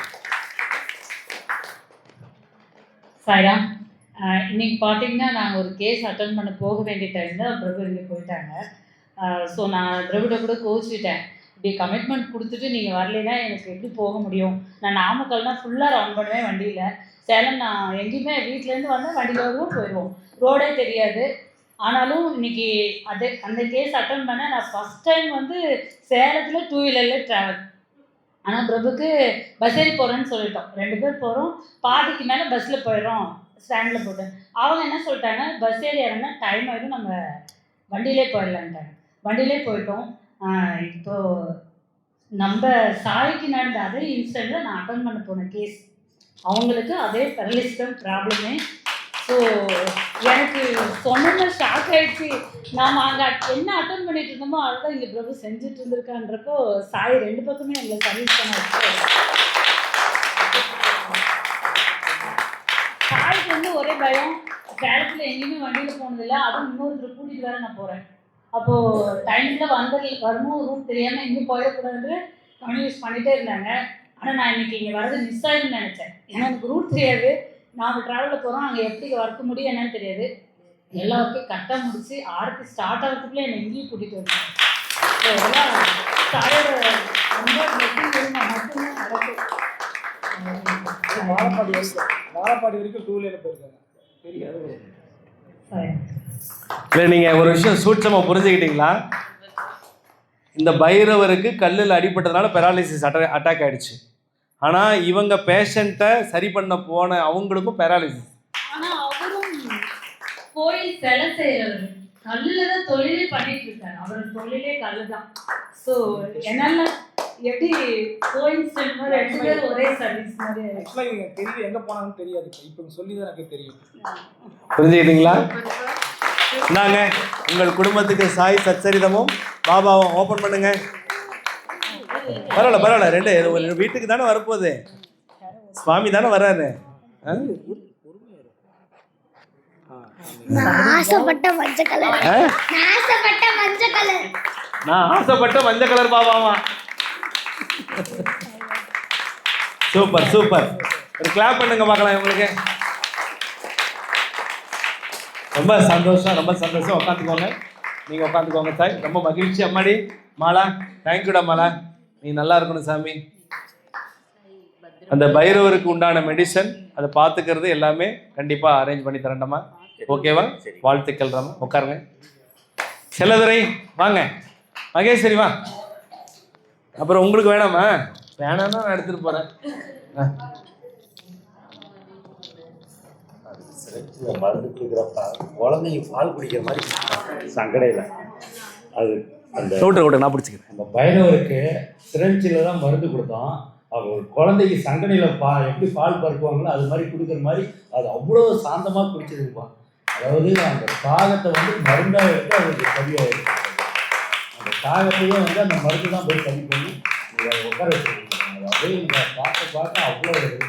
ஏன்னா என் வாழ்க்கையில் நடந்ததுப்பா இந்த மாதிரி ஒரு என் மையஸ் தான் நிற்கிறது. எங்கள் பாட்டி இது நடந்தது. மையஸ் தான் ஏற்று பார்த்துக்கிட்டாங்க. காலையில் நீங்கள் அதை காமிச்ச உடனே எங்கள் பாட்டி தான் இப்போ அந்த கண்ணில் வந்தாங்க. ஒரு பாட்டிக்கு செய்ய வேண்டிய கடமையே இருக்குது இன்றைக்கி கொடுத்துருக்காங்க உயிரோட அவருக்கு செய்கிறதுக்கு. ஆனால் என் மையஸ் ஏற்று அவங்க பார்த்ததுனால எனக்கு கிடைச்ச வாய்ப்பை நான் பயன்படுத்திக்கிட்டு உங்களோட கட்டளையோட நான் செய்கிறேன். அந்த எதிர்த்து உட்காந்ததுக்கப்புறம் தான் என் மனசு திருப்தி. நான் செஞ்ச சேவை சரியாக இருக்கிறேன். நாங்க வாங்கிக்கோங்க, திறந்து பாருங்க. என்ன கலரு? காவி கலரா மஞ்சள் கலரா? எல்லாம் இந்த மகேஸ்வரிக்கு ஏற்ற மாதிரி தான் வரும். வேணா பாருங்களேன். என்னம்மா திறக்கவே மாட்டேங்குது. மஞ்சள் கலரு அதான் தெரியுமே. சூப்பர், சந்தோஷம், வாழ்த்துக்கள். சந்தோஷமா? ரொம்ப சந்தோஷம். நல்லபடியாக இதே மாதிரி சேவை பண்ணி தெரிவு பயன் அடைந்து கடவுளுடைய ஆசீர்வாதத்தோட ஆத்ம ஞானம் பெறணும்னு நான் வாழ்த்துறேன். ஓகே, இந்தாங்க வெறும் நெத்தியோடு இருக்குந்தாங்க. நல்லா இருக்கு மகராசியாக இருக்கு. மகராசி இந்தாங்க நல்லா உட்காந்து. எவ்வளோ சந்தோஷமா இருக்கு இல்லையா? இருக்கா இல்லையா? எனக்கு சந்தோஷமா இருக்கு. எனக்கு ரொம்ப மன நிறைவா இருக்கு. ரொம்ப ஆனந்தமா இருக்கு. ரொம்ப சந்தோஷமா இருக்கு. ஒரு அற்புதமான ஒரு நாளாக இந்த நாளை நான் நினைக்கிறேன். வார்த்தைகளால் சொல்ல முடியாது. நான் ரொம்ப நாளாக இது ஏன் இந்த அற்புதமான நாள் அப்படிங்கிறதுக்கு காரணம், நான் ரொம்ப நாளாக ஒரு விஷயத்தை விட்டுருந்தேன். நான் இங்கே வந்ததுக்கப்புறம் இந்த சேவையெல்லாம் சுவாமி இது அதுக்கு சொல்ல மறந்துட்டேன். அந்த பைரவர் பேர் என்ன தெரியுமா? விஷ்ணு. விஷ்ணுன்னு பாபா சொல்லியிருக்கார். அதனால அவங்க வீட்டில் விஷ்ணு வந்திருக்கார். நீ தாம்மா கேட்டுட்டு இருந்த, அப்பா எப்பப்பா வீட்டுக்கு வரீங்க, எப்பப்பா வீட்டுக்கு வரீங்கன்னு. நீ எப்பப்பா வீட்டுக்கு வரீங்க, எப்பப்பா வீட்டுக்கு வரீங்கன்னு. அப்பா வீட்டுக்கு வந்துட்டாரா? நல்லா பார்த்துக்கோம்மா, சரியாம்மா? விஷ்ணு தான். இதை எதுக்காக நான் பதிவாக சொல்கிறேன் அப்படின்னா, வாழ்க்கையில் எந்த நேரத்தில் என்ன பாபா நடத்துவார்னு தெரியாது. ரொம்ப நாளாக ஒரு வேலையை நான் தொடங்காமல் அப்படியே அமைதியாக இருந்தேன். இன்றைக்கி பிள்ளையார் சொல்லி போட்டு, அதுவும் குருசாய் பிரசாதாலயால் பிள்ளையார் சொல்லி போட்டு அதை தொடங்க வச்சார். கண்டிப்பாக நாளைய சமுதாயத்தை மாற்றக்கூடிய சக்தி பாபாங்கிறதுல நான் ரொம்ப தெளிவாக இருக்கேன். கலியுகத்தில் கருணை கடல், கலியுகத்தில் மாற்றம், கலியுகத்தில் சக்தி, கலியுகத்தில் நல்லபடியாக மாற்ற முடியும்.